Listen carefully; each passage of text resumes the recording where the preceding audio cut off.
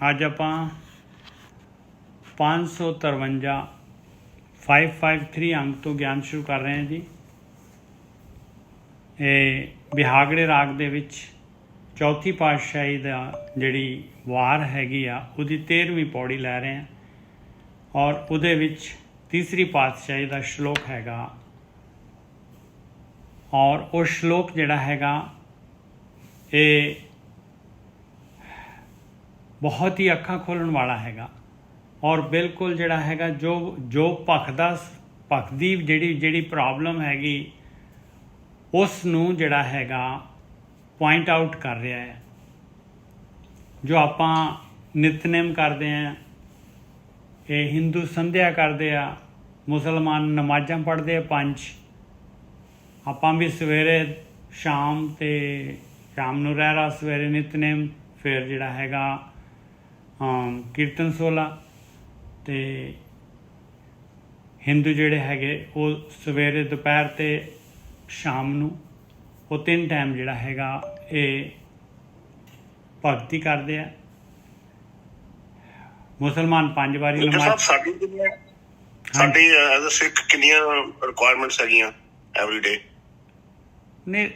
ਜਿਹੜੀ ਗੁਰਬਾਣੀ ਹੁਣ ਕਹਿੰਦੀ ਆ ਉਹ ਦੱਸੂਗੀ ਰਿਕੁਆਇਰਮੈਂਟਸ। ਤਾਂ ਇਹ ਰਿਕੁਆਇਰਮੈਂਟਸ ਗੁਰਬਾਣੀ ਆਪਾਂ ਨੂੰ ਮਹਾਰਾਜ ਦੀ ਬਾਣੀ ਜਿਹੜੀ ਹੈਗੀ ਇਹ ਦੱਸਦੀ ਆ। ਹੁਣ ਉਹ ਤਾਂ ਆਪਾਂ ਜਿਹੜੇ ਹੈਗੇ ਸਵੇਰੇ ਸ਼ਾਮ ਅਤੇ ਆਪਾਂ ਸਵੇਰੇ ਨਿਤਨੇਮ, ਸ਼ਾਮ ਨੂੰ ਰਹਿਰਾਸ ਅਤੇ ਕੀਰਤਨ ਸੋਲਾ ਕਹਿੰਦੇ ਆ 3 ਜਿਹੜੀਆਂ ਹੈਗੀਆਂ ਇਹ ਹੈਗਾ ਨਿੱਤ ਦਾ ਨੇਮ।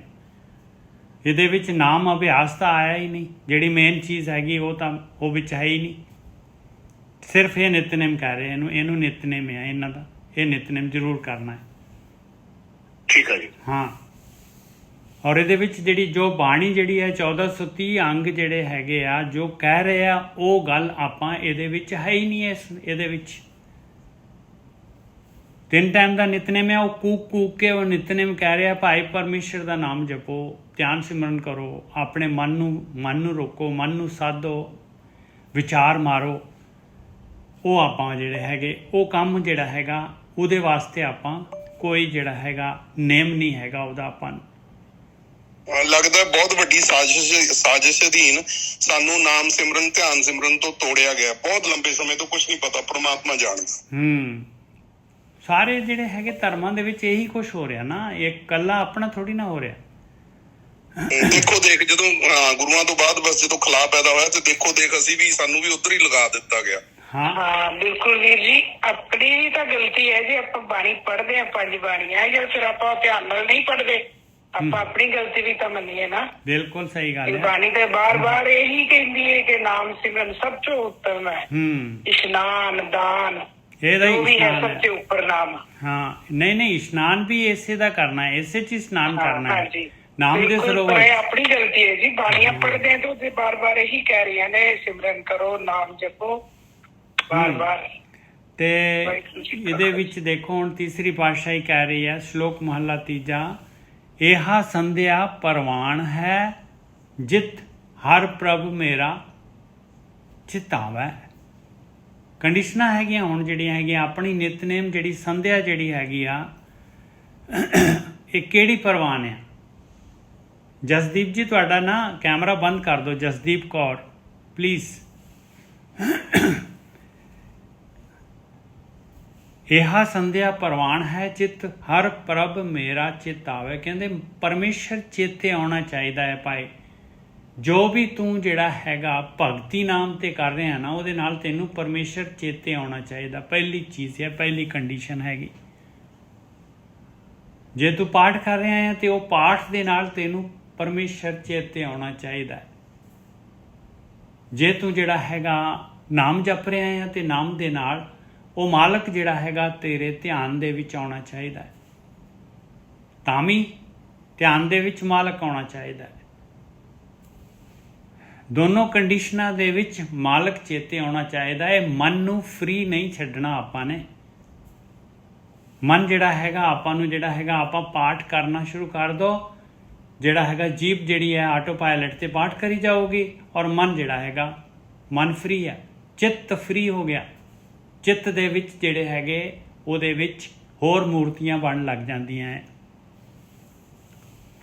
ਇਹਾ ਸੰਧਿਆ ਪ੍ਰਵਾਨ ਹੈ ਜਿਤ ਹਰ ਪ੍ਰਭ ਮੇਰਾ ਚਿਤ ਆਵੈ।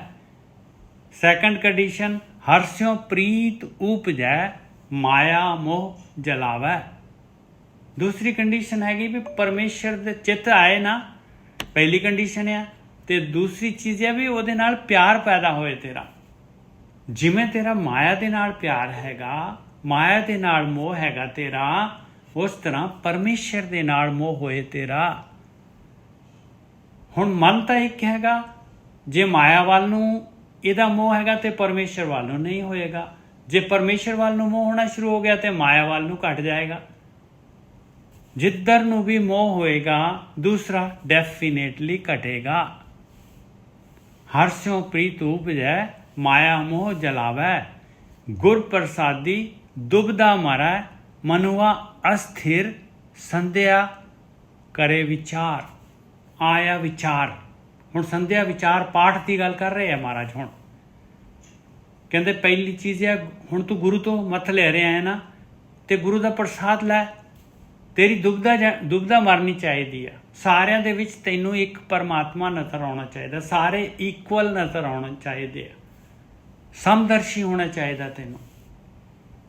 ਔਰ ਮਨੁਆ ਅਸਥਿਰ ਹੋਣਾ ਚਾਹੀਦਾ ਤੇਰਾ। ਇਹ ਪਾਠ ਕਰਨ ਦੇ ਨਾਲ ਵਿਵੇਕ ਬੁੱਧੀ ਆਉਣੀ ਚਾਹੀਦੀ ਹੈ ਔਰ ਮਨ ਦੇ ਵਿਚਾਰ ਤੇਰੇ ਘਟਣੇ ਚਾਹੀਦੇ। ਇਹਨੂੰ ਕਹਿੰਦੇ ਵੀ ਤੂੰ ਜਿਹੜਾ ਹੈਗਾ ਪਾਠ ਕੀਤਾ ਹੈ, ਸੰਧਿਆ ਕੀਤੀ ਹੈ, ਵਿਚਾਰ ਕੀਤਾ ਹੈ। ਵਿਚਾਰ ਕਰਨਾ ਹੈ। ਜੋ ਆਪਾਂ ਪਾਠ ਕੱਲਾ ਪਾਠ ਨਹੀਂ ਕਰਨਾ ਵੀ ਪਾਠ ਕਰ ਲਿਆ ਤੇ ਭਗਤੀ ਹੋ ਗਈ, ਨਹੀਂ। ਵਿਚਾਰ ਕੀਤਾ ਤੇ ਭਗਤੀ ਹੋਈ। ਉਹਦੇ ਨਾਲ ਆਹ ਚੀਜ਼ਾਂ ਹੋਣੀਆਂ ਚਾਹੀਦੀਆਂ। ਪਰਮੇਸ਼ਰ ਚੇਤੇ ਆਉਣਾ ਚਾਹੀਦਾ ਹੈ, ਮਾਲਕ ਦੇ ਨਾਲ ਪਿਆਰ ਪੈਦਾ ਹੋਣਾ ਚਾਹੀਦਾ, ਮਾਇਆ ਦੇ ਨਾਲ ਪਿਆਰ ਘਟਣਾ ਚਾਹੀਦਾ, ਸੜਨਾ ਚਾਹੀਦਾ। ਗੁਰ ਪ੍ਰਸਾਦੀ ਦੁਬਦਾ ਮਰੇ, ਔਰ ਦੁਬਦਾ ਮਰਨੀ ਚਾਹੀਦੀ ਆ। ਮਨ ਖੜਾ ਹੋਣਾ ਚਾਹੀਦਾ ਹੈ। ਆਇਆ ਸੰਧਿਆ ਕਰੇ ਵਿਚਾਰ। ਕਹਿੰਦੇ ਵਿਚਾਰ ਕਰ। ਨਾਨਕ ਸੰਧਿਆ ਕਰੈ ਮਨਮੁਖੀ ਜੀਓ। ਮਨਮੁਖੀ ਸੰਧਿਆ ਕਰੇ ਮਨਮੁਖੀ। ਹੁਣ ਦੇਖੋ, ਇੱਕ ਤਾਂ ਗੁਰੂ ਵਾਲੀ ਗੱਲ ਦੱਸ ਦਿੱਤੀ ਬਈ ਜਿਹੜਾ ਗੁਰੂ ਦੀ ਮੱਤ ਲੈ ਰਿਹਾ, ਵਿਚਾਰ ਰਿਹਾ ਆ, ਔਰ ਪਰਮਾਤਮਾ ਦੇ ਨਾਲ ਉਹਦਾ ਪਿਆਰ ਪਏਗਾ, ਔਰ ਚਿੱਤ 'ਚ ਮਾਲਕ ਆਏਗਾ, ਮਾਇਆ ਦਾ ਮੋਹ ਘਟ ਜਾਏਗਾ, ਮਨ ਖੜਾ ਹੋ ਜਾਏਗਾ। ਹੁਣ ਦੂਸਰਾ ਜਿਹੜੀ ਕੈਟੇਗਰੀ ਹੈ, ਕਹਿੰਦੇ ਨਾਨਕ ਸੰਧਿਆ ਕਰੇ ਮਨਮੁਖੀ। ਆਪਾਂ ਇਸੇ ਸ਼੍ਰੇਣੀ 'ਚ ਆਉਂਦੇ ਹਾਂ। ਮਨ ਦੇ ਪਿੱਛੇ ਲੱਗ ਕੇ ਆਪਣਾ ਮਨ ਜਿਹੜਾ ਹੈਗਾ, ਆਪਾਂ ਜਿਹੜੀ ਸੰਧਿਆ ਕਰਦੇ ਹਾਂ, ਮਨ ਖੁੱਲ੍ਹਾ ਛੱਡ ਦਿੰਦੇ ਹਾਂ। ਜੀਓ ਨਾ ਟਿਕੈ। ਕਹਿੰਦੇ ਜੀਓ ਨਹੀਂ ਟਿਕਦਾ। ਜੀਓ ਤਾਂ ਚਲਾ ਗਿਆ ਵਿਚਾਰਾਂ ਦੇ ਵਿੱਚ। ਮਰ ਜੰਮੇ ਹੋਏ ਖੁਆਰ। ਕਹਿੰਦੇ ਉਹ ਜਨਮ ਮਰਨ ਦੇ ਗੇੜੇ 'ਚ ਹੀ ਰਹੂਗਾ ਔਰ ਖੁਆਰ ਹੁੰਦਾ ਰਹੂਗਾ, ਦੁਖੀ ਹੁੰਦਾ ਰਹੂਗਾ। ਹਾਂਜੀ ਗੋਰਖੀ ਸਾਹਿਬ। ਹਾਂਜੀ, ਬਹੁਤ ਵਧੀਆ ਨਿੱਜਰ ਸਾਹਿਬ। ਅਸਲ ਦੇ ਵਿੱਚ ਨਾ ਨਿੱਜਰ ਸਾਹਿਬ, ਗੁਰੂ ਨਾਨਕ ਪਾਤਸ਼ਾਹ ਨੇ ਜਿਹੜੇ ਟੌਪਿਕ ਡਿਸਕਸ ਕੀਤੇ ਆ, ਆਪਾਂ ਬਿਲਕੁਲ ਹੀ ਉਹਨਾਂ ਦੇ ਉਲਟ ਜਾ ਰਹੇ ਹਾਂ। ਉਹਨਾਂ ਨੇ ਇਹ ਬਾਹਰੀ ਪਹਿਰਾਵੇ ਤੇ ਬੜਾ ਜ਼ੋਰਦਾਰ ਉਦੋਂ ਖੰਡਨ ਕੀਤੀ ਕਿ ਇਹ ਜਿਹੜਾ ਜਨੇਊ ਇਹ ਸਹੀ ਨਹੀਂ। ਜਨੇਊ ਤੈਨੂੰ ਆਤਮਿਕ ਤੌਰ ਤੇ ਪਾਉਣਾ ਪਊਗਾ, ਚੰਗਿਆਈ ਦਾ ਜਨੇਊ। ਪਰ ਆਪਾਂ ਫਿਰ ਉਹ ਰਹਿਤ ਮਰਿਆਦਾ ਸੀ ਜਿਹੜੀ 5 ਟਾਈਮ ਨਮਾਜ਼ ਪੜ੍ਹਨ ਦੀ, ਉਹ ਵੀ ਉਹਨਾਂ ਨੇ ਕਿਹਾ ਸੀ ਕਿ ਇਹ ਸਹੀ ਨਹੀਂ ਹੈ, ਕਿਉਂਕਿ ਤੇਰਾ ਮਨ ਉੱਥੇ ਨਹੀਂ ਗਿਆ। ਪਰ ਆਪਾਂ ਉਹ ਵੀ ਨਮਾਜ਼ ਹੀ ਅਦਾ ਕਰਦੇ ਹਾਂ, ਉਹਦੇ ਵਿੱਚ ਕੋਈ ਫਰਕ ਨਹੀਂ ਪੈਂਦਾ। ਤੁਸੀਂ ਗੁਰਦੁਆਰੇ ਗਏ, ਮੰਦਿਰ ਗਏ ਜਾਂ ਮਸਜਿਦ ਦੇ ਵਿੱਚ ਗਏ, ਮਨ ਤੁਹਾਡਾ ਕਿਤੇ ਵੀ ਤੁਹਾਡੇ ਨਾਲ ਨਹੀਂ ਗਿਆ। ਇਹ ਵੀ ਗੁਰੂ ਨਾਨਕ ਪਾਤਸ਼ਾਹ ਨੇ ਉਦੋਂ ਓਬਜੈਕਸ਼ਨ ਕੀਤੀ ਸੀ। ਪਰ ਇਹ ਸਾਡੇ ਜਿਹੜੇ ਲੋਕ ਆ, ਇਹ ਲੋਕ ਇਹ ਕਹਿ ਕੇ ਇੱਥੇ ਆਪਣੇ ਹੱਥ ਝਾੜ ਦਿੰਦੇ ਨੇ ਕਿ ਇਹ ਮੁਸਲਮਾਨ ਨੂੰ ਕਿਹਾ ਗਿਆ। ਉਹ ਫਿਰ ਉੱਥੇ ਗੱਲ ਨਹੀਂ ਬਣੇਗੀ। ਅੱਜ ਦੀ ਡੇਟ 'ਚ ਜੇਕਰ ਆਪਾਂ ਕਥਾ ਕਰ ਰਹੇ ਹਾਂ ਤੇ ਕਥਾ ਦਾ ਮਤਲਬ ਤਾਂ ਇਹੋ ਹੀ ਹੈ ਕਿ ਉਹਦਾ ਪਰਮਾਰਥ ਅਰਥ ਕੀਤੇ ਜਾਣ।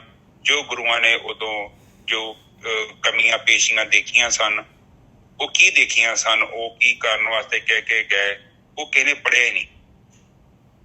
ਪੜ੍ਹਿਆ ਵੀ ਹੈ ਤੇ ਬੰਦਿਆਂ ਨੇ ਆਪਣੀ ਬੁੱਧੀ ਦੇ ਅਨੁਸਾਰ ਉਹਦਾ ਆਪਣਾ ਮਤਲਬ ਕੱਢਿਆ। ਹੁਣ ਮੈਂ ਉਦੋਂ ਫੇਸਬੁੱਕ ਤੇ ਵੇਖ ਰਿਹਾ ਸਾਂ ਕਿ ਉਹ ਕ੍ਰਿਸ਼ਨ ਜੀ ਦੀ ਕੋਈ ਤੁਕ ਹੈਗੀ ਲਿਖੀ ਤੇ ਉਹ ਕਹਿੰਦੇ ਨੇ ਉੱਥੇ ਤੇਰੀ ਮੁਰਲੀ ਤੇ ਨਾਚੇ, ਤੇ ਪਰ ਉਹ ਚੀਜ਼ ਨੂੰ ਨਹੀਂ ਸਮਝ ਪਾ ਰਹੇ ਕਿ ਉਹ ਕ੍ਰਿਸ਼ਨ ਜਿਹੜੇ ਹੋਏ ਨੇ ਅਵਤਾਰ ਹੋਏ ਨੇ ਉਹਨਾਂ ਦਾ ਕਾਫੀ ਜਗ੍ਹਾ ਤੇ ਜ਼ਿਕਰ ਹੋਇਆ ਨਿੱਜਰ ਸਾਹਿਬ ਗੁਰਬਾਣੀ ਦੇ ਵਿੱਚ ਨਾ। ਉਹ ਦ੍ਰੋਪਦੀ ਦੀ ਇੱਜ਼ਤ ਵੀ ਰੱਖੀ ਹੈ, ਉਹ ਸਾਰੀਆਂ ਗੱਲਾਂ ਚੱਲੀਆਂ ਨੇ। ਹੁਣ ਅੱਜ ਆਪਾਂ ਕਹਿ ਦਈਏ ਕਿ ਉਹ ਹਿੰਦੂ ਮਾੜਾ, ਫਲਾਣਾ ਮਾੜਾ, ਢਿਮਕਾ ਮਾੜਾ। ਉਹ ਜਿਹੜਾ ਫੇਸਬੁੱਕ ਤੇ ਉਹ ਬੰਦੇ ਨੇ ਇੱਕ ਸਵਾਲ ਕੀਤਾ ਹੈ ਕਿ 10 ਗੁਰੂਆਂ ਤੋਂ ਪਹਿਲਾਂ, ਜਿਹੜਾ 10ਵੇਂ ਗੁਰੂ ਤੋਂ ਪਹਿਲਾਂ ਜਿਹੜੇ ਤੁਹਾਡੇ ਗੁਰੂਆਂ ਦੇ ਨਾਮ ਨੇ ਉਹਨਾਂ ਨਾਮ ਵੇਖੋ। ਤੁਸੀਂ ਏਦਾਂ ਨਹੀਂ ਕਹਿ ਸਕਦੇ ਕਿ ਹਿੰਦੂ ਮਾੜਾ ਹੈ, ਫਲਾਣਾ ਮਾੜਾ ਹੈ। ਏਦਾਂ ਦਾ ਤੁਹਾਡੀ ਬਾਣੀ ਦੇ ਵਿੱਚ ਕੋਈ ਹੈ ਨਹੀਂ ਹੈ ਪੈਮਾਨਾ। ਇਹ ਜਿਹੜੇ ਕੱਟੜ ਲੋਕ ਹੀ ਕਰਦੇ ਆ, ਇਹ ਸੋਚਦੇ ਕਿ ਅਸੀਂ ਬੜਾ ਸਿੱਖ ਦਾ ਬੜਾ ਅਹੁਦਾ ਉੱਚਾ ਕਰ ਰਹੇ ਹਾਂ। ਅਸਲ 'ਚ ਉਹ ਸਾਡਾ ਉਹ ਸਾਨੂੰ ਖਾ ਰਹੇ ਨੇ। ਉਹ ਲੋਕ ਬੜੇ ਦੁਸ਼ਟ ਲੋਕ ਨੇ ਮੇਰੀ ਨਜ਼ਰ 'ਚ। ਹਾਂ, ਉਹ ਤਾਂ ਘਟਾਈ ਜਾ ਰਹੇ ਆਪਣਾ, ਇਹ ਪ੍ਰਚਾਰ ਹੋਣ ਹੀ ਨਹੀਂ ਦੇ ਰਹੇ, ਖਤਮ ਕਰ ਰਹੇ, ਖਤਮ। ਇਹ ਲੋਕ ਬਹੁਤ ਪਾਪੀ ਨੇ ਜਿਹੜੇ ਲੋਕ ਕਹਿੰਦੇ ਨੇ ਕਿ ਮੈਂ ਅੰਮ੍ਰਿਤ ਛਕ ਲਿਆ ਤੇ ਮੈਂ ਬੜਾ ਕੱਟੜ ਆ ਤੇ ਮੈਂ ਇਹ ਨਹੀਂ ਹੋਣ ਦੂੰ, ਮੈਂ ਉਹ ਨਾ ਹੋਣ ਦੂੰ। ਇਹ ਲੋਕ ਬਹੁਤ ਮਾੜੇ ਨੇ। ਇਹ ਲੋਕ ਧਰਮ ਦੇ ਲਈ ਬਹੁਤ ਨੈਗੇਟਿਵ ਨੇ। ਜਿਹੜੇ ਕਹਿੰਦੇ ਨੇ ਕਿ ਸਿੱਖ ਧਰਮ ਨੂੰ ਬਚਾਉਣਾ, ਅਸਲ 'ਚ ਧਰਮ ਨੂੰ ਖਤਮ ਕਰ ਰਹੇ ਨੇ। ਉਹ ਬਹੁਤ ਮਾੜੇ ਨੇ ਸਿੱਖ ਧਰਮ ਦੇ ਲਈ ਜਿਹੜੇ ਕੱਟੜ ਲੋਕ ਨੇ। ਕਿਉਂਕਿ ਇੱਥੇ ਗੁਰੂਆਂ ਦੀ ਜਿਹੜੀ ਦ੍ਰਿਸ਼ਟੀ ਦੇਖੋ, ਜੇਕਰ ਤੁਸੀਂ ਗੁਰੂਆਂ ਦਾ ਸਿਧਾਂਤ ਵਹਿੰਦੇ ਪਏ ਜੋ ਨਾ, ਤੇ ਉਹ they are very simple people. ਉਹ ਨਹੀਂ ਪਰਵਾਹ ਕਰਦੇ। ਉਹ ਤੇਰਾ ਰੂਪ ਤੇ ਦੇਖਦੇ ਹੀ ਨਹੀਂ। ਉਹ ਤੁਹਾਡੇ ਅੰਦਰ ਦੀ ਅਵਸਥਾ ਦੇਖਦੇ ਆ। ਤੇ ਦੇਖੋ ਪੀਪਾ ਜੀ ਦੀ ਬਾਣੀ ਹੈ, ਉਹ ਵੇਖੋ ਫਕੀਰਾਂ ਦੀ ਬਾਣੀ ਹੈ, ਮੁਸਲਮਾਨਾਂ ਦੀ ਬਾਣੀ ਹੈ, ਹਿੰਦੂਆਂ ਦੀ ਬਾਣੀ ਹੈ, ਰਵਿਦਾਸ ਜੀ ਦੀ ਬਾਣੀ ਹੈ, ਕਬੀਰ ਜੀ ਦੀ ਬਾਣੀ ਹੈ, ਸ਼ੇਖ ਫਰੀਦ ਸਾਹਿਬ ਦੀ ਬਾਣੀ ਹੈ। ਕਿੰਨੀ ਬਾਣੀ ਵੇਖੋ ਲਈ ਹੈ ਨਿੱਜਰ ਸਾਹਿਬ। ਬਿਲਕੁਲ ਲਈ ਹੈ, ਬਿਲਕੁਲ ਲਈ ਹੈ। ਇੱਥੇ ਹੁਣ ਆਪਾਂ ਫਿਰ ਗੁਰੂਆਂ ਦੇ ਸਿਧਾਂਤ ਦੇ ਅਨੁਸਾਰ ਬਿਲਕੁਲ ਗਲਤ ਹੈ। ਫਿਰ ਤੇ ਗੁਰੂ ਨਾਨਕ ਪਾਤਸ਼ਾਹ ਜੀ ਵੀ ਫਿਰ ਬਾਲਾ ਤੇ ਮਰਦਾਨੇ ਨੂੰ ਵੀ ਕਹਿਣ ਕਿ ਬਈ ਤੁਸੀਂ ਆਪਣਾ ਧਰਮ ਚੇਂਜ ਕਰੋ। ਨਹੀਂ ਗੋਰਖੀ ਸਾਹਿਬ, ਇਹ ਜਿਹੜੀ ਬਾਣੀ ਆ ਨਾ, ਇਹ ਬਾਣੀ ਸਿਰਫ ਮਨੁੱਖ ਦੀ ਹੈਗੀ ਆ। ਇਹਦੇ ਵਿੱਚ ਕੋਈ ਜਿਹੜਾ ਹੈਗਾ ਬਾਹਰਲਾ ਧਰਮ ਦੀ ਕੋਈ ਗੱਲ ਨਹੀਂ ਹੈਗੀ। ਇਹ ਬਾਣੀ ਜਿਹੜੀ ਹੈਗੀ ਹਰੇਕ ਇਨਸਾਨ ਦੇ, ਜਿਹੜਾ ਵੀ ਇਨਸਾਨ ਦੇ ਜਾਮੇ 'ਚ ਹੈਗਾ ਉਹਦੇ ਵਾਸਤੇ ਹੈਗੀ ਹੈ। ਬਾਣੀ ਸਰਬ ਸਾਂਝੀ ਬਾਣੀ ਹੈਗੀ ਆ। ਔਰ ਇਹ ਬਾਣੀ ਹਾਂਜੀ ਇਹ ਗੁਰੂ ਨਾਨਕ ਪਾਤਸ਼ਾਹ ਨੇ ਕਿਹਾ ਵਾ, ਅਵਲ ਅੱਲਾ ਨੂਰ ਅਪਾਇਆ, ਕੁਦਰਤ ਕੇ ਸਭ ਬੰਦੇ, ਏਕ ਨੂਰ ਤੇ ਸਭ ਜਗ ਉਪਜਿਆ, ਖੋ ਭਲੇ ਕੋ ਮੰਦੇ। ਕੱਲ ਬਾਣੀ ਚ ਵੀ ਆਇਆ ਹੈ, ਸਾਰਾ ਬ੍ਰਹਮ ਆ। ਤੁਸੀਂ ਉਹਨੂੰ ਤੁਸੀਂ ਦੇਖੋ, ਤੁਸੀਂ ਜਿੱਥੇ ਤੁਸੀਂ ਆਪਾਂ ਕੋਟੀ ਕਰਦੇ ਆ, ਤੁਸੀਂ ਉਸ ਚੀਜ਼ ਤੋਂ ਨਫ਼ਰਤ ਕਰੋਗੇ। ਉਹ ਤੁਹਾਡੇ ਸਰੀਰ ਦਾ ਹਿੱਸਾ ਹੈ। ਉਹ ਵੀ ਤੁਹਾਡੇ ਜਿੱਦਾਂ ਮੂੰਹ ਤੁਹਾਡੇ ਸਰੀਰ ਦਾ ਹਿੱਸਾ, ਤੁਹਾਡੇ ਪੈਰ। ਹੁਣ ਪੈਰਾਂ ਨੂੰ ਦੇਖੋ ਤੇ ਆਪਾਂ ਨੂੰ ਕਹੀਏ ਪੈਰ ਆ, ਇਹ ਗੰਦੇ ਆ, ਕਿਤੇ ਆਪਾਂ ਝਾਵਾਂ ਨਹੀਂ ਮਾਰਿਆ, ਕਿਤੇ ਉਹਨੂੰ ਸਾਫ਼ ਨਹੀਂ ਕੀਤਾ, ਉਹ ਤੁਹਾਡਾ ਵਜਨ ਚੁੱਕੀ ਫਿਰਦੇ ਆ ਨਿੱਜਰ ਸਾਹਿਬ। ਉਹ ਵੀ ਤੁਹਾਡੇ ਜੀਵਨ ਦਾ ਹਿੱਸਾ ਹੈ। ਕਿਤੇ ਵੇਖੇ ਨਹੀਂ ਬੰਦੇ ਨੇ ਪੈਰ। ਬਿਲਕੁਲ। ਜਦੋਂ ਕਿੱਲ ਕੁੱਲ ਵੱਜਦਾ ਨਾ ਤੇ ਫੇਰ ਉਹ ਇਹ ਪੈਰ ਵੀ ਹੈਗੇ ਆ। ਕਿਤੇ ਇਹ ਨਹੀਂ ਕਿ 2 ਮਿੰਟ ਬਹਿ ਕੇ ਆਪਣੇ ਪੈਰ ਦੀ ਮਸਾਜ ਹੀ ਕਰ ਲਾ। ਉਹ ਵਿਚਾਰੇ ਚੁੱਕੀ ਫਿਰਦੇ ਵਜਨ, ਤੇਰਾ ਬੋਝ ਚੁੱਕੀ ਫਿਰਦੇ। ਬੇਸ਼ਰਮਾ, ਤੈਨੂੰ ਕਿਤੇ ਦਿਖੇ ਨਹੀਂ। ਇਹਦਾ ਮੈਂ ਜੋ ਕਹਿ ਰਿਹਾ, ਮੈਂ ਜਸਟ ਅੱਜ ਟੌਪਿਕ ਲੈਣਾ ਜੀ, ਬੜਾ ਵਧੀਆ ਟੌਪਿਕ ਹੈ। ਟੌਪਿਕ ਹੈ ਹਸਬੈਂਡ ਤੇ ਵਾਈਫ। ਅੱਜ ਦੀ ਕਥਾ ਦੇ ਵਿੱਚ ਇਹ 2 ਕਰੈਕਟਰ ਨੇ, ਬੜੇ ਜ਼ਬਰਦਸਤ ਕਿਰਦਾਰ ਨੇ। ਇਹਨਾਂ ਦੇ ਦੁਆਲੇ ਗੇਮ ਘੁੰਮਣੀ ਹੈ। ਔਰ ਕਈ ਕੁਝ ਤੁਹਾਨੂੰ ਚੰਗੀਆਂ ਗੱਲਾਂ ਤੁਹਾਨੂੰ ਸਿੱਖਣ ਨੂੰ ਮਿਲਣਗੀਆਂ, ਜਿਹਨੂੰ ਤੁਸੀਂ ਆਪਣੇ ਜੀਵਨ 'ਚ ਕਿਤੇ ਸੁਣ ਕੇ ਕੰਨਾਂ ਥਣੀ ਨਾ ਕੱਢ ਦਿਆ ਕਰੋ। ਉਹਦਾ ਤਾਂ ਫਾਇਦਾ ਕੁਛ ਨਹੀਂ, ਉਹਦੇ ਨਾਲੋਂ ਨਾ ਸੁਣੋ। ਉਹ ਫਾਇਦਾ ਕਮ ਸੇ ਕਮ ਬੰਦਾ ਤੁਰਿਆ ਤੇ ਜਾ ਰਿਹਾ ਨਾ। ਜਿਹੜਾ ਬੰਦਾ ਕੰਨ ਥਣੀ ਸੁਣ ਕੇ ਸਰਪੰਚਾਂ ਦਾ ਕਿਹਾ ਸਰਮਤੇ ਤੇ ਪਨਾਲਾ ਉੱਥੇ ਦਾ ਉੱਥੇ। ਬਾਣੀ ਕਹਿੰਦੀ ਹੈ ਐਸੀ ਸੰਗਤ ਕਰਨ 'ਚ ਵੀ ਤੈਨੂੰ ਕੋਈ ਫਾਇਦਾ ਹੈ। ਕਈ ਲੋਕ ਏਦਾਂ ਦੇ ਹੁੰਦੇ ਨੇ, ਇੱਕ ਕੰਨ ਤੋਂ ਸੁਣੀ ਦੂਜੇ ਕੰਨ ਥਣੀ ਬਾਹਰ ਕੱਢਦੀ। ਕਈ ਲੋਕ ਹੁੰਦੇ ਨੇ, ਉਹਨਾਂ ਨੇ ਇੱਕ ਮੈਸੇਜ ਨੂੰ ਦੂਜੀ ਜਗ੍ਹਾ ਤੇ ਭੇਜਣਾ, ਫਿਰ ਤੀਜੀ ਜਗ੍ਹਾ ਭੇਜਣਾ। ਆਪਣੇ ਅਸ਼ਾਂਤ ਮਨ ਨੂੰ ਉਹ ਬੰਦਾ ਨਹੀਂ ਦੇਖ ਰਿਹਾ, ਪਰ ਉਹਨੇ ਕੀ ਕਰਨਾ, ਕੰਨ ਥਣੀ ਸੁਣਾ ਤੇ ਮੂੰਹ ਥਣੀ ਕੱਢਣ ਦੀ ਕੋਸ਼ਿਸ਼ ਕਰ। ਪਰ ਇੱਕ ਬੰਦਾ ਹੁੰਦਾ ਹੈ ਸਭ ਤੋਂ ਸਿਆਣਾ, ਉਹ ਕੰਨ ਥਣੀ ਸੁਣਦਾ ਹੈ ਤੇ ਕੰਨ ਥਣੀ ਨਾ ਬਾਹਰ ਕੱਢਦਾ ਹੈ, ਨਾ ਉਹ ਮੂੰਹ ਥਣੀ ਬਾਹਰ ਕੱਢਦਾ ਹੈ। ਉਹ ਉਸ ਚੀਜ਼ ਨੂੰ ਹਜਮ ਕਰ ਜਾਂਦਾ ਹੈ। ਤੇ ਫਿਰ ਕੀ ਹੁੰਦਾ, ਜਿਹੜਾ ਹਜਮ ਕਰਦਾ ਹੈ ਜੀਵਨ ਉਹਦਾ ਬਦਲੇਗਾ। ਤੇ ਜਿਹੜਾ ਲੋਕਾਂ ਨੂੰ ਸੁਣਾਈ ਜਾਂਦਾ ਹੈ ਖੁਦ ਨਹੀਂ ਕਰਦਾ। ਬਾਣੀ ਕਹਿੰਦੀ ਅਵਰ ਉਪਦੇਸ਼ੀ ਆਪ ਨਾ ਕਰੇ, ਆਵਤ ਜਾਵਤ ਜਨਮੇ ਮਰੇ। ਨਹੀਂ, ਗਲੀਆਂ ਸੀ ਚੰਗੀਆਂ, ਅਚਾਰੀ ਬੁਰੀਆਂ। ਬਾਣੀ ਕਹਿੰਦੀ ਕਿ ਤੂੰ ਚਤਰ ਨਹੀਂ ਹੈਗਾ, ਤੂੰ ਬੇਵਕੂਫ ਹੈ। You are not very clever, because you just reading and you not following that order ਤੇ ਹੁਣ ਤੁਸੀਂ ਲੋਕਾਂ ਨੂੰ ਕਹਿੰਦੇ ਤੁਸੀਂ ਉਹ ਫੋਲੋ ਕਰਨੇ ਤੇ ਹਾਊ ਇਟ ਪੋਸੀਬਲ। ਬਾਣੀ ਕਹਿੰਦੀ ਕਿ ਜੇ ਤੇਰੇ ਚ ਔਗਣ ਹੈਗੇ ਨੇ, ਤੂੰ ਸਵਾਦ ਹੀ ਪੰਡ ਚੁੱਕੀ ਫਿਰਦਾ ਹੈ ਔਰ ਦੂਜਿਆਂ ਨੂੰ ਤੂੰ ਕਹਿ ਰਿਹਾ ਕਿ ਨਹਾਓ, ਤੀਰਥਾਂ ਤੇ ਜਾਓ, ਇਸ਼ਨਾਨ ਕਰੋ, ਤੁਸੀਂ ਪਵਿੱਤਰ ਹੋ।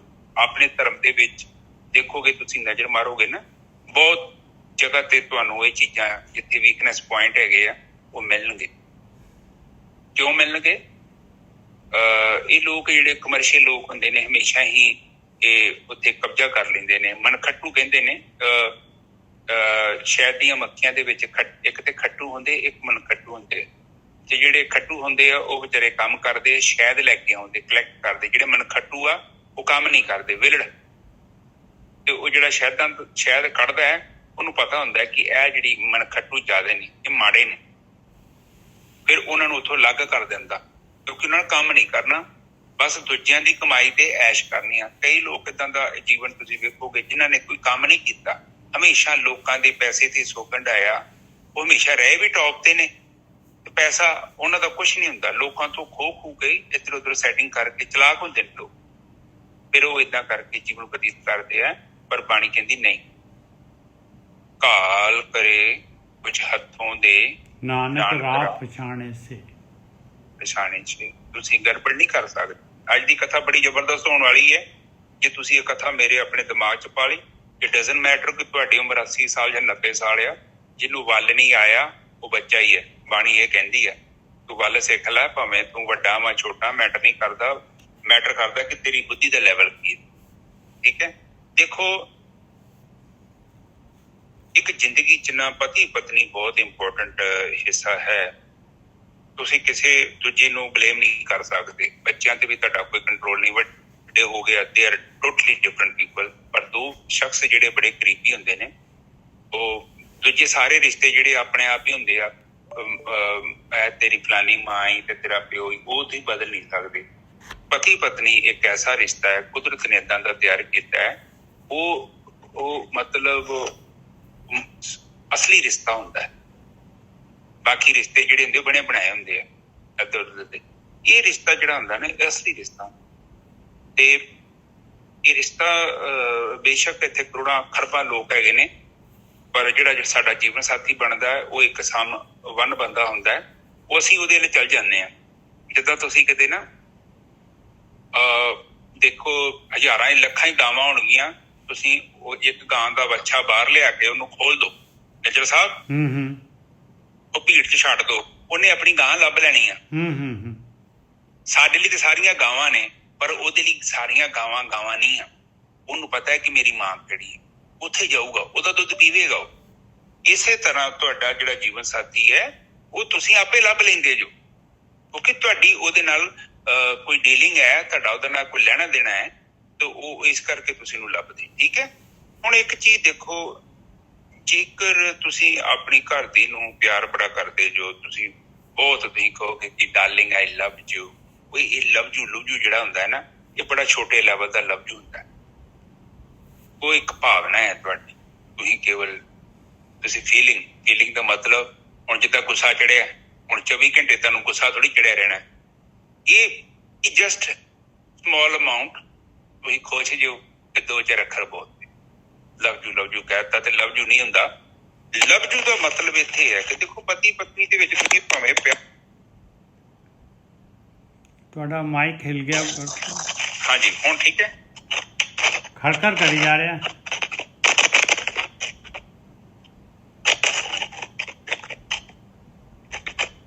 ਹੁਣ ਠੀਕ ਹੈ? ਨਹੀਂ, ਤੁਸੀਂ ਹਿਲਾਉਣਾ ਬੰਦ ਕਰੋ ਗੁਰਕੀ ਸਾਹਿਬ, ਹਿੱਲੀ ਜਾ ਰਿਹਾ ਨਾ, ਹਿੱਲੀ ਜਾ ਰਿਹਾ। ਕੋਈ ਪ੍ਰੋਬਲਮ ਹੋਣੀ। ਹੁਣ ਤੁਸੀਂ ਇਹ ਦੇਖਦੇ ਜੋ ਕਿ ਮੇਰਾ ਜਿਹੜਾ ਜੀਵਨ ਸਾਥੀ ਹੈ ਉਹ ਬੜਾ ਇੰਪੋਰਟੈਂਟ ਹੈ। ਜਿੱਦਾਂ ਗੱਡੀ ਦੇ 2 ਟਾਇਰ ਹੁੰਦੇ ਨਾ, ਇਸੇ ਤਰ੍ਹਾਂ ਤੁਹਾਡਾ ਜੀਵਨ ਸਾਥੀ ਵੀ। ਪਰ ਜੇਕਰ ਤੁਸੀਂ ਉਹਦੀ ਇੱਜ਼ਤ ਨਹੀਂ ਕਰਦੇ, ਤੁਸੀਂ ਮੌਕਾ ਭਾਲਦੇ ਰਹਿੰਦੇ ਜੋ ਕਿਸ ਤਰੀਕੇ ਨਾਲ ਉਹਦੀ ਬੇਇੱਜ਼ਤੀ ਕੀਤੀ ਜਾਵੇ। ਜਿਹੜਾ ਤੁਸੀਂ ਵੇਂਦੇ ਪਏ ਜੋ ਕਿ ਇਹ ਪੁਆਇੰਟ ਜਿਹੜਾ ਹੈਗਾ ਹੈ, ਇਹਦੇ ਬੇਸ ਤੇ ਕੁਛ ਨਾ ਕੁਛ ਬੋਲਿਆ ਜਾਵੇ। ਦੇਖੋ, ਸਭ ਤੋਂ ਪਹਿਲੀ ਗੱਲ ਹੈ ਤੁਸੀਂ ਪਿਆਰ ਕਰੋ ਨਾ ਕਰੋ, ਉਸ ਬੰਦੇ ਦੀ ਰਿਸਪੈਕਟ ਕਰੋ, ਚਾਹੇ ਤੁਸੀਂ ਪਤਨੀ ਹੋ ਚਾਹੇ ਤੁਸੀਂ ਪਤੀ ਹੋ। ਦੇਖੋ, ਜੇਕਰ ਤੁਹਾਡੇ ਘਰ 'ਚ ਸ਼ਾਂਤੀ ਨਹੀਂ ਨਾ ਹੈਗੀ ਤੇ ਰੱਬ ਰੁੱਗ ਵੀ ਭੁੱਲ ਜਾਓ। ਬੜਾ ਔਖਾ ਹੈ ਕੰਮ, ਕਿਉਂਕਿ ਸੰਸਾਰ ਦੇ ਵਿੱਚ ਤੁਸੀਂ ਪ੍ਰੈਕਟੀਕਲ ਇੱਕ ਗਰਾਊਂਡ ਤੇ ਆਪਾਂ ਗੱਲ ਕਰਦੇ ਹਾਂ, ਇਹ ਸੰਸਾਰ ਹੈ, ਇੱਥੇ ਤੁਸੀਂ ਆਪਣੇ ਕਰੈਕਟਰ ਨੂੰ ਪ੍ਰੋਪਰ ਪਲੇ ਕਰੋ। ਤੁਸੀਂ ਬੜੀ ਭਗਤੀ ਕਰਦੇ ਜੋ, ਪਰ ਤੁਸੀਂ ਆਪਣੇ ਜੀਵਨ ਸਾਥੀ ਨੂੰ ਦੋ ਚੰਗੇ ਲਫ਼ਜ਼ ਨਹੀਂ ਬੋਲ ਸਕਦੇ, ਉਹਦਾ ਬਣਦਾ ਉਹਨੂੰ ਹੱਕ ਨਹੀਂ ਦੇ ਸਕਦੇ, ਉਹਦਾ ਬਣਦਾ ਉਹਨੂੰ ਮਾਣ ਨਹੀਂ ਦੇ ਸਕਦੇ, ਤੇ ਰੱਬ ਰੁੱਗ ਭੁੱਲ ਜਾਓ, ਕਿਤੇ ਨਹੀਂ ਤੁਹਾਨੂੰ ਰੱਬ ਲੱਭਣਾ। ਇਹ ਕਰੈਕਟਰ ਜਿਹੜਾ ਹੈ ਨਾ, ਇਹਨੂੰ ਪ੍ਰੋਪਰਲੀ ਪਲੇ ਕਰੋ ਪਲੀਜ਼। ਇਹ ਗੱਲਾਂ ਲਿਖੀਆਂ ਨਹੀਂ ਆ ਗ੍ਰੰਥਾਂ 'ਚ, ਪਰ ਇਹ ਗੱਲਾਂ ਇਹ ਗੱਲਾਂ ਬਹੁਤ ਤੁਹਾਡੇ ਜੀਵਨ ਤੇ ਪ੍ਰਭਾਵ ਪਾਉਂਦੀਆਂ। ਹੁਣ ਤੁਸੀਂ ਦੇਖੋ, ਪਤਾ ਕੀ ਹੈ, ਹੁਣ ਜੇਕਰ ਤੁਸੀਂ ਸਾਧਕ ਜੋ ਔਰ ਤੁਹਾਡੀ ਆਪਣੀ ਪਤਨੀ ਨਾਲ ਰਿਸ਼ਤਾ ਬੜਾ ਵਧੀਆ ਹੈ, ਬੇਸ਼ੱਕ ਤੁਹਾਡੀ ਜ਼ਿੰਦਗੀ 'ਚ ਲੱਖਾਂ ਪਰੇਸ਼ਾਨੀਆਂ ਨੇ, ਜੀਵਨ 'ਚ ਤੁਹਾਡੇ ਕੋਲ ਸੋਰਸ ਆਫ ਸੁੱਖ ਦੇ ਘੱਟ ਨੇ, ਤੁਹਾਡੇ ਕੋਲ ਪੈਸਾ ਘੱਟ ਆ, ਤੁਹਾਡੇ ਕੋਲ ਨਾ ਵਧੀਆ ਘਰ ਨਹੀਂ, ਪਰ ਤੁਹਾਡਾ ਆਪਣੀ ਪਤਨੀ ਨਾਲ ਬਾਉਂਡ ਬਹੁਤ ਵਧੀਆ ਹੈ, ਪਤਨੀ ਨਾਲ ਤੁਹਾਡਾ ਪਿਆਰ ਬਹੁਤ ਹੈ, ਤੁਹਾਡਾ ਉਹਨਾਂ ਦਾ ਰਿਸ਼ਤਾ ਬੜਾ ਸਟਰੋਂਗ ਹੈ, ਤੁਸੀਂ ਉਹਦੀ ਇੱਕ ਮਰਿਆਦਾ 'ਚ ਲੈ ਕੇ ਗੱਲ ਕਰਦੇ ਜੋ, ਕੋਈ ਬਦਤਮੀਜ਼ੀ ਨਹੀਂ ਕਰਦੇ, ਕੋਈ ਤਾਨਾ ਮਿਹਣਾ ਨਹੀਂ ਮਾਰਦੇ, ਤੁਸੀਂ ਬਣਦਾ ਉਹਦਾ ਅਧਿਕਾਰ ਦਿੰਦੇ ਜੋ। ਤੇ ਦੁਨੀਆ ਦੇ ਵਿੱਚ ਇਹ ਮੈਂ ਤੁਹਾਨੂੰ ਸਰਟੀਫਿਕੇਟ ਦੇ ਦਿੰਦਾ, ਕਿਸੇ ਕੋ ਪੁੱਛਣ ਦੀ ਲੋੜ ਨਹੀਂ, ਦੁਨੀਆ ਦੇ ਵਿੱਚ ਸਭ ਤੋਂ ਸੁਖੀ ਤੁਸੀਂ ਜੋ, ਇਹ ਗੱਲ ਮੇਰੀ ਫਾਰ ਗਰੰਟੀ ਲੈ ਲਿਓ। ਦੁਨੀਆ ਦੇ ਵਿੱਚ ਤੁਹਾਡਾ ਵਰਗਾ ਸੁਖੀ ਇਨਸਾਨ ਦੂਜਾ ਨਹੀਂ ਹੋਵੇਗਾ।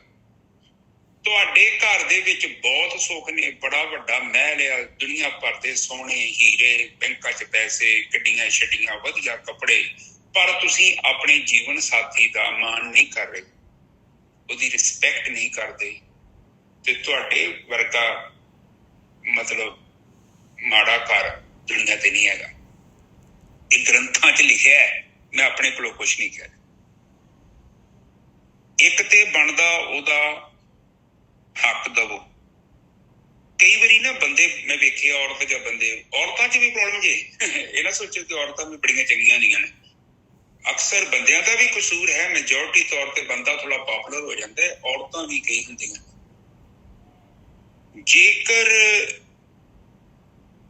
ਤੁਸੀਂ ਉਹਨੂੰ ਦਬਾ ਰਹੇ ਹੋ, ਉਹਦੀ ਦੇਖੋ ਕੋਈ ਵੀ ਚੀਜ਼ ਹੈ, ਇੱਕ ਛੋਟਾ ਜਿਹਾ ਬਾਹਰ ਰੁੱਖ ਵੇਖੋ ਤੁਸੀਂ, ਛੋਟਾ ਜਿਹਾ ਰੁੱਖ, ਉਹ ਰੁੱਖ ਨੂੰ ਤੁਸੀਂ ਖੁੱਲਾ ਛੱਡ ਦਿਓ, ਉਹ ਕਿੰਨਾ ਫੈਲਦਾ ਹੈ, ਬੜੀ ਖੂਬਸੂਰਤੀ ਨਾਲ ਫੈਲਦਾ ਹੈ, ਤੇ ਜੇ ਤੁਸੀਂ ਉਹਦੇ ਲਾਗੇ ਫੱਟੀਆਂ ਲਾ ਦਿਓ ਨਿੱਜਰ ਸਾਹਿਬ, ਫਿਰ ਨਹੀਂ ਫੈਲੇਗਾ, ਉਹ ਨਹੀਂ ਫੈਲੇਗਾ। ਨਿੱਜਰ ਸਾਹਿਬ ਕਿੱਥੇ ਫੈਲਣਾ ਉਹਨੇ, ਉਹਤੇ ਫਿਰ ਉਹਦੇ ਤੁਸੀਂ ਇਹਨੂੰ ਕੰਟਰੋਲ ਕਰ ਰਹੇ ਹੋ ਨਾ। ਉਹਤੇ ਗਮਲੇ ਦੇ ਵਿੱਚ ਉਗਾ ਦਿਓ ਗੋਰਖੀ ਸਾਹਿਬ, ਜੜ੍ਹਾਂ ਨੂੰ ਫੈਲਣ ਦੀ ਜਗ੍ਹਾ ਹੀ ਨਹੀਂ ਹੈ, ਉਹਨਾਂ ਨੇ ਵਿਚਾਰਨੀ ਨੇ ਉੱਥੇ ਹੀ ਘੁੰਮੀ ਜਾਣਾ।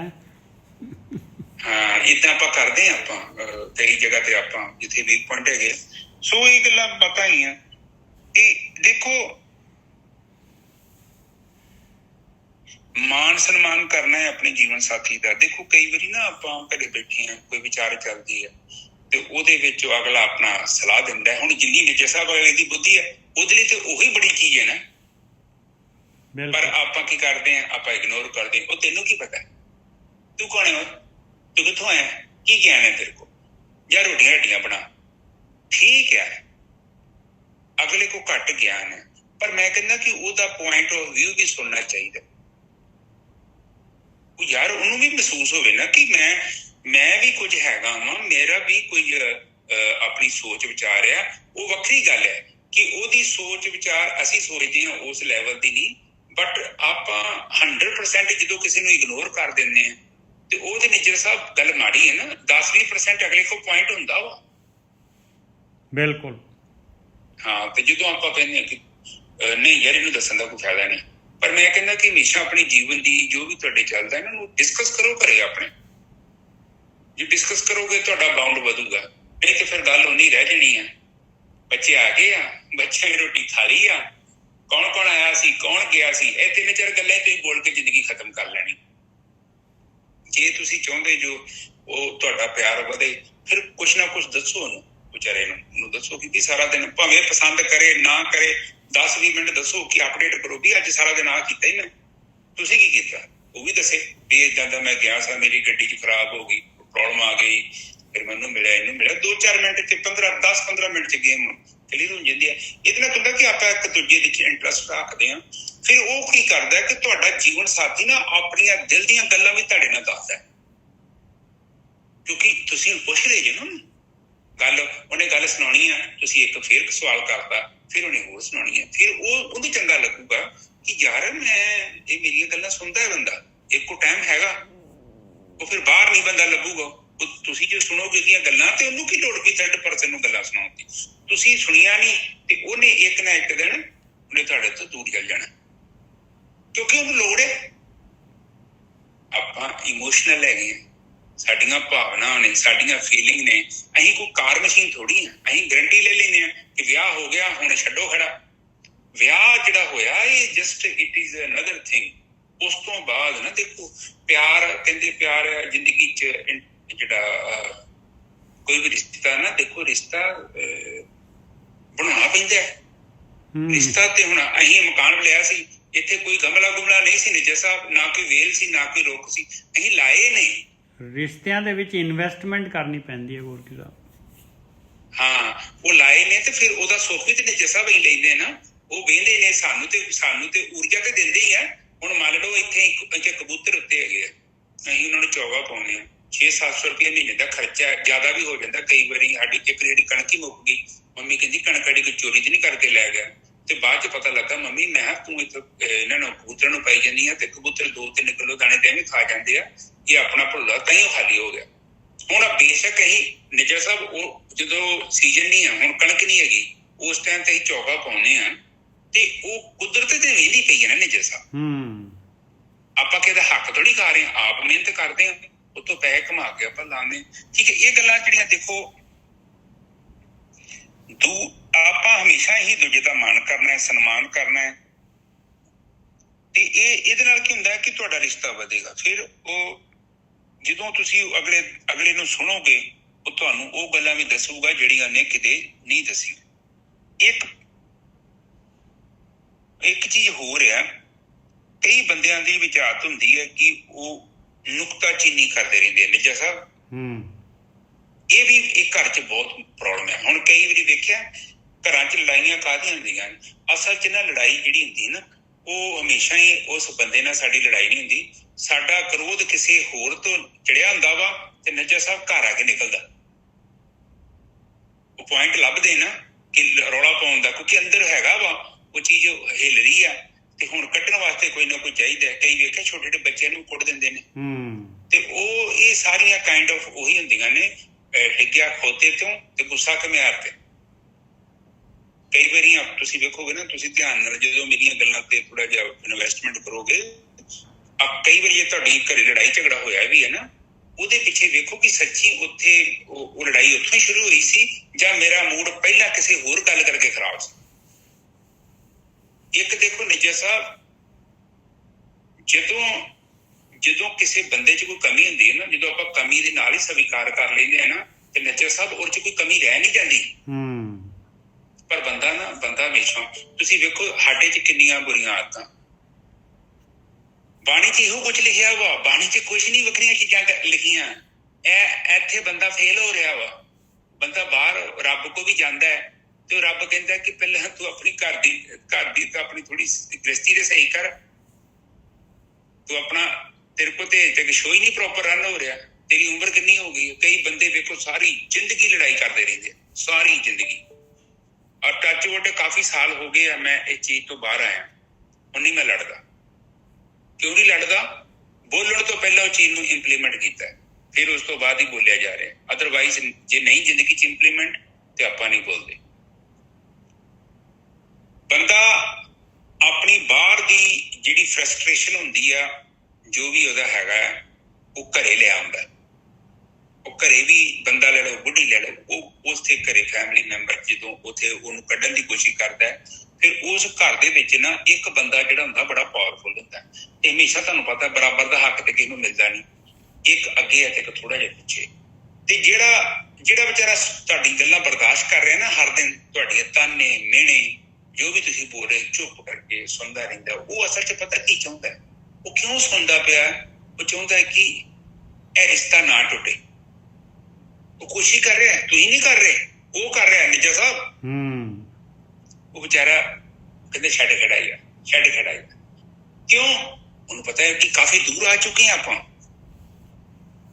ਤੇ ਉਹ ਕਈ ਮਜਬੂਰੀਆਂ ਵੀ ਹੁੰਦੀਆਂ। ਪਰ ਇੱਕ ਚੀਜ਼ ਹੁੰਦੀ ਹੈ, ਉਹ ਅੰਦਰੋਂ ਬੰਦਾ ਟੁੱਟ ਗਿਆ ਹੁੰਦਾ। ਤੁਹਾਨੂੰ ਦੱਸਦਾ ਨਹੀਂ ਉਹ ਨਿੱਜਾ ਸਾਹਿਬ। ਸਾਡੀ ਇੱਕ ਗੱਲ ਦਾ ਫਰਕ ਹੈ। ਤੁਸੀਂ ਇੱਥੇ, ਮੈਂ ਨਾ ਉਦੋਂ ਕੁੜੀਆਂ ਨੂੰ ਦਬਕਾ ਮਾਰਿਆ ਤੇ ਉਹਨਾਂ ਦੇ ਚਿਹਰੇ ਮਾਯੂਸੇ ਗਏ ਨਿੱਜਾ ਸਾਹਿਬ। ਬਿਲਕੁਲ। ਆਪਾਂ ਸੋਚਦੇ ਹਾਂ ਸਰਸਰੀ ਗੱਲ ਆ। ਤੁਸੀਂ ਸਰਸਰੀ ਗੱਲ ਨਹੀਂ ਕੀਤੀ, ਤੁਸੀਂ ਇੱਕ ਮਿਹਣੇ ਦੇ ਰੂਪ ਚ ਗੱਲ ਕੀਤੀ ਹੈ। ਔਰ ਜੇਕਰ ਮਿਹਣੇ ਦੇ ਰੂਪ ਚ ਗੱਲ ਕੀਤੀ ਹੈ ਨਾ, ਉਹ ਮਜ਼ਾਕ ਨਹੀਂ ਹੈਗਾ। ਉਹਨੂੰ ਗੱਲ ਦੂਜੀ ਨੂੰ ਚੁਭਣੀ ਹੈ ਨਿੱਜਾ ਸਾਹਿਬ। ਕਈ ਵਾਰੀ ਹੁਣ ਉਹ ਬੰਦਾ ਏਦਾਂ ਦਾ ਸੈਂਸਿਟਿਵ ਹੁੰਦਾ, ਉਹ ਗੱਲਾਂ ਏਦਾਂ ਲੈਂਦਾ। ਸੋ ਅੱਜ ਦੀ ਵਿਚਾਰ ਮੈਂ ਇਹ ਕੀਤੀ ਹੈ। ਸੋ ਨਿੱਜਾ ਸਾਹਿਬ ਆਪ ਕਥਾ ਤੇ ਵਾਪਸ ਆ ਜਾਈਏ ਪਲੀਜ਼।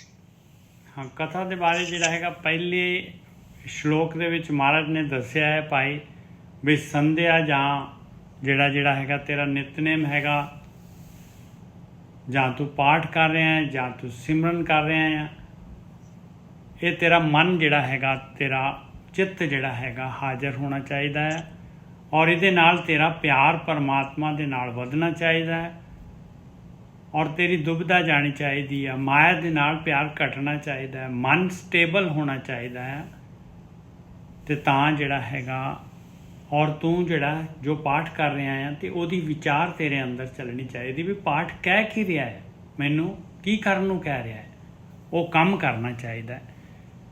ਤੇ ਜੇ ਹੁਣ ਨਾਰਮਲੀ ਹੁੰਦਾ ਕੀ ਆ, ਮਹਾਰਾਜ ਕਹਿੰਦੇ ਨਾਨਕ ਸੰਧਿਆ ਕਰੇ ਮਨਮੁਖੀ ਜਿਉ ਨਾ ਟਿਕੇ। ਸੰਧਿਆ ਕਰੇ ਮਨਮੁਖੀ ਜਿਉ ਨਾ ਟਿਕੇ, ਮਰ ਜੰਮੇ ਹੋਏ ਖੁਆਰ। ਮਨ ਦੇ ਪਿੱਛੇ ਚੱਲਣ ਵਾਲਾ ਜਿਹੜਾ ਹੈਗਾ ਇਨਸਾਨ, ਉਹ ਸੰਧਿਆ ਕਰਦਾ ਹੈ, ਉਹਦਾ ਜੀਓ ਤਾਂ ਟਿਕਦਾ ਨਹੀਂ ਹੈ।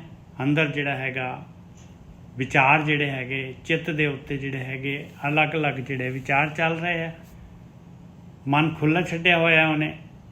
ਤੇ ਕਹਿੰਦੇ ਫਿਰ ਜਿਹੜਾ ਹੈਗਾ ਉਹ ਜਨਮ ਮਰਨ ਦੇ ਗੇੜੇ 'ਚੋਂ ਨਹੀਂ ਨਿਕਲੇਗਾ ਭਾਈ, ਔਰ ਖੁਆਰ ਹੁੰਦਾ ਰਹੇਗਾ। ਇਸ ਤੋਂ ਅੱਗੇ ਜਿਹੜਾ ਹੈਗਾ ਫਿਰ ਤੀਸਰੀ ਪਾਤਸ਼ਾਹੀ ਦਾ ਸ਼ਲੋਕ, ਪ੍ਰਿਯੋ ਪ੍ਰਿਯੋ ਕਰਤੀ ਸਭ ਜਗ ਫਿਰੀ, ਮੇਰੀ ਪਿਆਸ ਨਾ ਜਾਏ। ਹੁਣ ਦੇਖ ਲਓ ਭਾਈ, ਆਪਾਂ ਆਏ ਹਾਂ ਦੁਨੀਆ ਦੇ ਵਿੱਚ, ਮਕਸਦ ਕੀ ਹੈਗਾ? ਇਹ ਇਨਸਾਨ ਜਾਮੇ ਦਾ ਮਕਸਦ ਕੀ ਹੈਗਾ? ਇਹ ਜਿਹੜਾ ਹੈਗਾ 84 ਲੱਖ ਜੂਨਾਂ ਤੋਂ ਸਭ ਤੋਂ ਉੱਪਰਲਾ ਸਿਖਰਲਾ ਡੰਡਾ ਹੈਗਾ, ਸਿਖਰਲੀ ਜੂਨ ਹੈਗੀ। ਇਹਦਾ ਮਕਸਦ ਹੈਗਾ ਆਪਣੇ ਆਪ ਨੂੰ ਬੁੱਝਣਾ, ਆਪਾਂ ਕੌਣ ਹੈਗੇ ਆ, ਇਹ ਜਿਹੜਾ ਹੈਗਾ ਆਪਾਂ ਨੇ, ਇਹਦੇ ਵਾਸਤੇ ਆਪਾਂ ਆਏ ਆ। ਕਹਿੰਦੇ ਭਾਈ ਆਤਮ ਦਰਸ਼ਨ ਵਾਸਤੇ ਆਏ ਆ, ਆਤਮ ਦਰਸ਼ਨ, ਪਰਮਾਤਮ ਦਰਸ਼ਨ।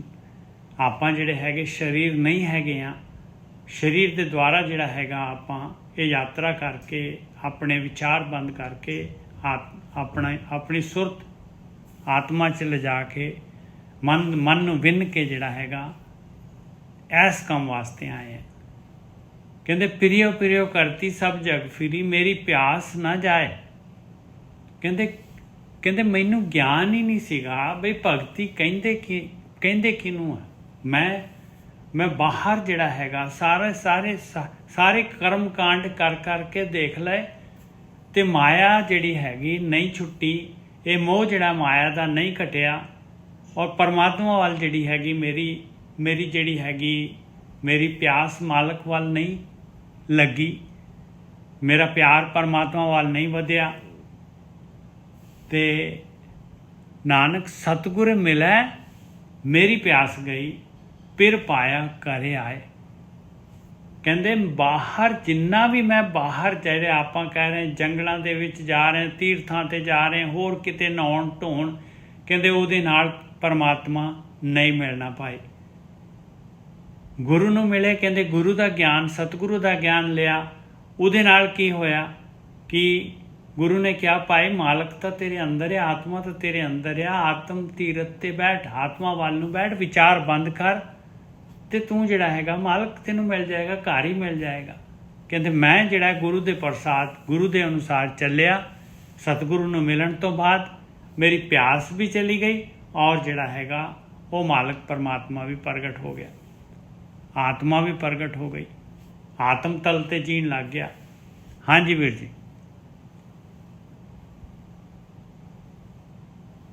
ਦੇਖੋ ਜਿਹੜੇ ਨੇ ਆਪਾਂ ਕਰਮ ਕਾਂਡੀ ਆ, ਉਹ ਜੋ ਸੰਧਿਆ ਦੇ ਵਿੱਚ ਕਰਦੇ ਸਾਂ, ਗੁਰੂ ਜੀ ਮਨਾ ਕਰ ਰਹੇ, ਕਹਿੰਦੇ ਕਿ ਇਹਦੇ ਨਾਲ ਤੇਰਾ ਪ੍ਰਮਾਤਮਾ ਦੇ ਨਾਲ ਸੰਬੰਧ ਨਹੀਂ ਜੁੜੇਗਾ। ਇਹ ਹਾਂ, ਤੇਰੇ ਅੰਦਰ ਇੱਕ ਫੀਲਿੰਗ ਆਉਂਦੀ ਹੈ ਕੋਈ ਧਾਰਮਿਕ ਕੰਮ ਕਰਨਾ ਤੇ ਉਹਨੂੰ ਤੂੰ ਚੁੱਪ ਕਰਾ ਸਕਦਾ ਹੈ, ਪਰ ਜੇ ਕੋਈ ਸੋਚੇ ਤੂੰ ਆਤਮ ਗਿਆਨ ਪ੍ਰਾਪਤ ਹੋ ਜੇ, ਏਦਾਂ ਦੀ ਗੱਲ ਨਹੀਂ ਬਣੇਗੀ। ਠੀਕ ਹੈ। ਫਿਰ ਅਗਲੇ ਬੰਨੇ ਕਹਿੰਦੇ ਕਿ ਪ੍ਰਿਯੋ ਪ੍ਰਿਯੋ ਕਰਤੀ ਸਭ ਜਗ ਫਿਰੀ, ਮੇਰੀ ਪਿਆਸ ਨਾ ਜਾਏ। ਹੁਣ ਦੇਖੋ ਬਾਣੀ ਚ ਇੱਕ ਤੋਂ ਕੋ ਹੋਰ ਆਉਂਦੀ, ਰਾਮ ਰਾਮ ਕਰਤਾ ਸਭ ਜਗ ਫਿਰੇ, ਰਾਮ ਨਾ ਪਾਇਆ ਜਾਏ। ਜਿੱਦਾਂ ਸਾਰੀ ਦੁਨੀਆ ਹੀ ਰਾਮ ਰਾਮ ਕਰਦੀ ਫਿਰਦੀ ਹੈ, ਤੇ ਏਦਾਂ ਰੱਬ ਫਿਰ ਕਿਉਂ ਨਹੀਂ ਮਿਲ ਜਾਂਦਾ ਲੋਕਾਂ ਨੂੰ? ਤੁਸੀਂ ਦੇਖੋ ਕਿੰਨੇ ਸਪੀਕਰ ਆਪਣੇ ਵੀ ਲੱਗੇ ਨੇ ਗੁਰਦੁਆਰਿਆਂ ਚ, ਮੰਦਿਰਾਂ ਚ ਵੀ ਕਿੰਨੇ ਸਪੀਕਰ ਕੈਟ ਲਾ ਦਿੰਦੇ ਨੇ। ਇਹ ਗੋਰਕੀ ਸਾਹਿਬ, ਇਹਦੇ ਵਿੱਚ ਨਾ ਇੱਕ ਚੀਜ਼ ਜਿਹੜੀ ਆ ਮੈਨੂੰ ਨਾ, ਤੁਸੀਂ ਜਿਹੜੀ ਤੁਕ ਰੋਣ ਬੋਲੀ ਆ, ਉਹ ਤੁਕ ਜਿਹੜੀ ਹੈ ਖੁੱਲੀ ਹੈ ਮੈਨੂੰ, ਕਿਉਂਕਿ ਜਿਹੜਾ ਹੈਗਾ ਨਾ, ਇਹ ਦੋਨੋਂ ਤੁਕਾਂ ਇੱਕੋ ਹੀ ਗੱਲ ਕਹਿ ਰਹੀਆਂ ਆ। ਇਹਦੇ ਵਿੱਚ ਕਹਿ ਰਹੇ ਪ੍ਰਿਯੋ ਪ੍ਰਿਯੋ ਕਰਤੀ ਸਭ ਜਗ ਫਿਰੀ, ਉਹਦੇ ਵਿੱਚ ਕਹਿ ਰਹੇ ਰਾਮ ਰਾਮ ਕਰਤਾ ਸਭ ਜਗ ਫਿਰੈ, ਰਾਮ ਨਾ ਪਾਇਆ ਜਾਏ। ਕਿ ਉਹਦੇ ਵਿੱਚ ਵੀ ਕਹਿ ਰਹੇ ਕਿ ਬਈ ਮੈਂ ਪ੍ਰਿਯੋ ਪ੍ਰਿਯੋ ਕਰਦੀ ਸਾਰੇ ਸੰਸਾਰ ਨੂੰ, ਸਾਰੇ ਸੰਸਾਰ ਦੇ ਵਿੱਚ ਬਾਹਰ ਮੁਖੀ ਹੋ ਕੇ ਜਿਹੜਾ ਹੈਗਾ ਲੱਭ ਰਿਹਾ ਸੀ ਮਾਲਕ ਨੂੰ, ਤੇ ਨਹੀਂ ਮਿਲਿਆ। ਗੁਰ ਪ੍ਰਸਾਦੀ ਰਾਮ ਮਨ ਵਸੈ, ਗੁਰੂ ਦੀ ਕਿਰਪਾ ਦੇ ਨਾਲ। ਇੱਥੇ ਵੀ ਸੇਮ ਚੀਜ਼ ਕਹਿ ਰਹੇ ਮਹਾਰਾਜ, ਬਈ ਨਾਨਕ ਸਤਿਗੁਰ ਮਿਲੈ ਮੇਰੀ ਪਿਆਸ ਗਈ, ਫਿਰ ਪਾਇਆ ਘਰ ਆਏ। ਦੋਨੋਂ ਦੀ ਗੱਲ ਕਹਿ ਰਹੇ ਕਿ ਭਈ ਗੁਰੂ ਕੀ ਕਹਿ ਰਿਹਾ ਹੈ, ਆਪਣੇ ਅੰਦਰ ਵੜਨਾ ਪੈਣਾ ਆ, ਆਪਣੇ ਘਰ ਦੇ ਵਿੱਚ, ਇਸ ਸਰੀਰ ਦੇ ਵਿੱਚ, ਇਹਦੇ ਅੰਦਰ ਹੀ ਮਾਲਕ ਪਰਮਾਤਮਾ ਨੇ ਤੇਰੇ ਹਿਰਦੇ 'ਚ ਹੀ ਪ੍ਰਗਟ ਹੋਣਾ ਹੈ। ਹਾਂਜੀ ਵੀਰ ਜੀ। ਹਾਂਜੀ, ਉਹ ਇਸ ਅਸਲ ਦੇ ਵਿੱਚ ਇਹ ਹੁੰਦਾ ਹੈ ਕਿ ਪ੍ਰੈਕਟੀਕਲ ਜੀਵਨ 'ਚ ਤੇਰਾ ਕਿਰਦਾਰ ਕਿੱਦਾਂ ਦਾ ਹੈ ਚਰਨਜੀਤ। ਕਿਉਂਕਿ ਇਕੱਲਾ ਰਾਮ ਰੂਮ ਕਰਨ ਦੇ ਨਾਲ ਗੱਲ ਨਹੀਂ ਬਣੇਗੀ। ਜੇ ਤੂੰ ਬਾਣੀ ਵੀ ਕਹਿੰਦੀ ਨਾ, ਗੱਲੀ ਅਸੀਂ ਚੰਗੀਆਂ ਆਚਾਰੀ ਬੁਰੀਆਂ, ਜੇ ਤੂੰ ਗੱਲਾਂ ਕਰਦਾ ਹੈ, ਰੱਬ ਦੀਆਂ ਗ੍ਰੰਥ ਪੜ੍ਹੀ ਜਾਂਦਾ, ਤੇਰੇ ਨਾਲ ਕੋਈ ਡਿਸਕਸ ਨਹੀਂ ਕਰ ਸਕਦਾ, ਬੜਾ ਵਿਦਾਂਤੀ ਹੋ ਗਿਆ, ਆਚਾਰੀਆ ਬਣ ਗਏ। ਪਰ ਬਾਣੀ ਕਹਿੰਦੀ ਹੈ ਕਿ ਬੱਚੇ ਤੂੰ ਗਿਆਨ ਤੇ ਪੜ੍ਹਿਆ ਹੈ, ਉਹ ਬੀਜਿਆ ਹੀ ਧਰਤੀ 'ਚ, ਉਹਨੂੰ ਲਾਇਆ, ਉਹਦੇ ਤੇ ਲਾਇਆ ਹੀ ਨਹੀਂ। ਤੂੰ ਬੀਜ ਦੇ ਬਾਰੇ ਸਟੱਡੀ ਕਰ ਲਈ ਆ ਕਿ ਕਿਹੜੀ ਵਧੀਆ ਕੁਆਲਿਟੀ ਦਾ ਬੀਜ ਲਿਆਉਣਾ ਹੈ, ਫਿਰ ਕਿਹੜੀ ਖਾਦ ਪਾਏਗਾ। ਤੂੰ ਸਾਰਾ ਕੁਝ ਕਰ ਰਿਹਾ, ਪਰ ਬੀਜ ਤੂੰ ਬੀਜਿਆ ਹੀ ਨਹੀਂ, ਤੂੰ ਕਰਮ ਤੇ ਕੀਤਾ ਨਹੀਂ, ਤੂੰ ਫੇਲ ਹੈ। ਹੁਣ ਕਰਮ 'ਚ ਤੇ ਪੰਗਾ ਪੈ ਜਾਣਾ।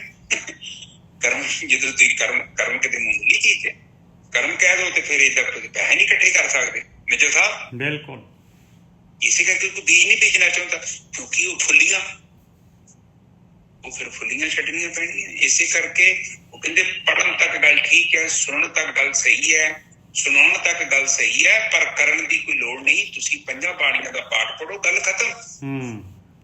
ਕਿਉਂਕਿ ਜਦੋਂ ਕਰਨ ਉਧਰ ਗਏ ਤੇ ਫਿਰ ਟੌਪਿਕ ਉਧਰ ਵੀ ਆ ਜਾਣਾ, ਉਹਨਾਂ ਤੇ ਆਪਣੇ ਤੇ ਆ ਜਾਣਾ। ਇਸ ਕਰਕੇ ਕਹਿੰਦੇ ਉਧਰ ਜਾਣਾ ਹੀ ਨਹੀਂ। ਰਹਿਤ ਮਰਿਆਦਾ 'ਚ ਲਿਖਿਆ ਜੋ ਤੁਸੀਂ ਫਿਰ, ਪਰ ਬਾਣੀ ਕਹਿੰਦੀ ਕਿੱਦਾਂ ਕਰਨ ਦੇ, ਤੇਰੀ ਪਿਆਸ ਨਹੀਂ ਬੁਝਣੀ, ਪੰਗਾ ਹੋਰ ਪੈ ਗਿਆ। ਬਿਲਕੁਲ, ਕਿਉਂਕਿ ਉਹ ਤੇ that is a totally different direction ਜੇ ਤੁਸੀਂ ਜਾ ਰਹੇ।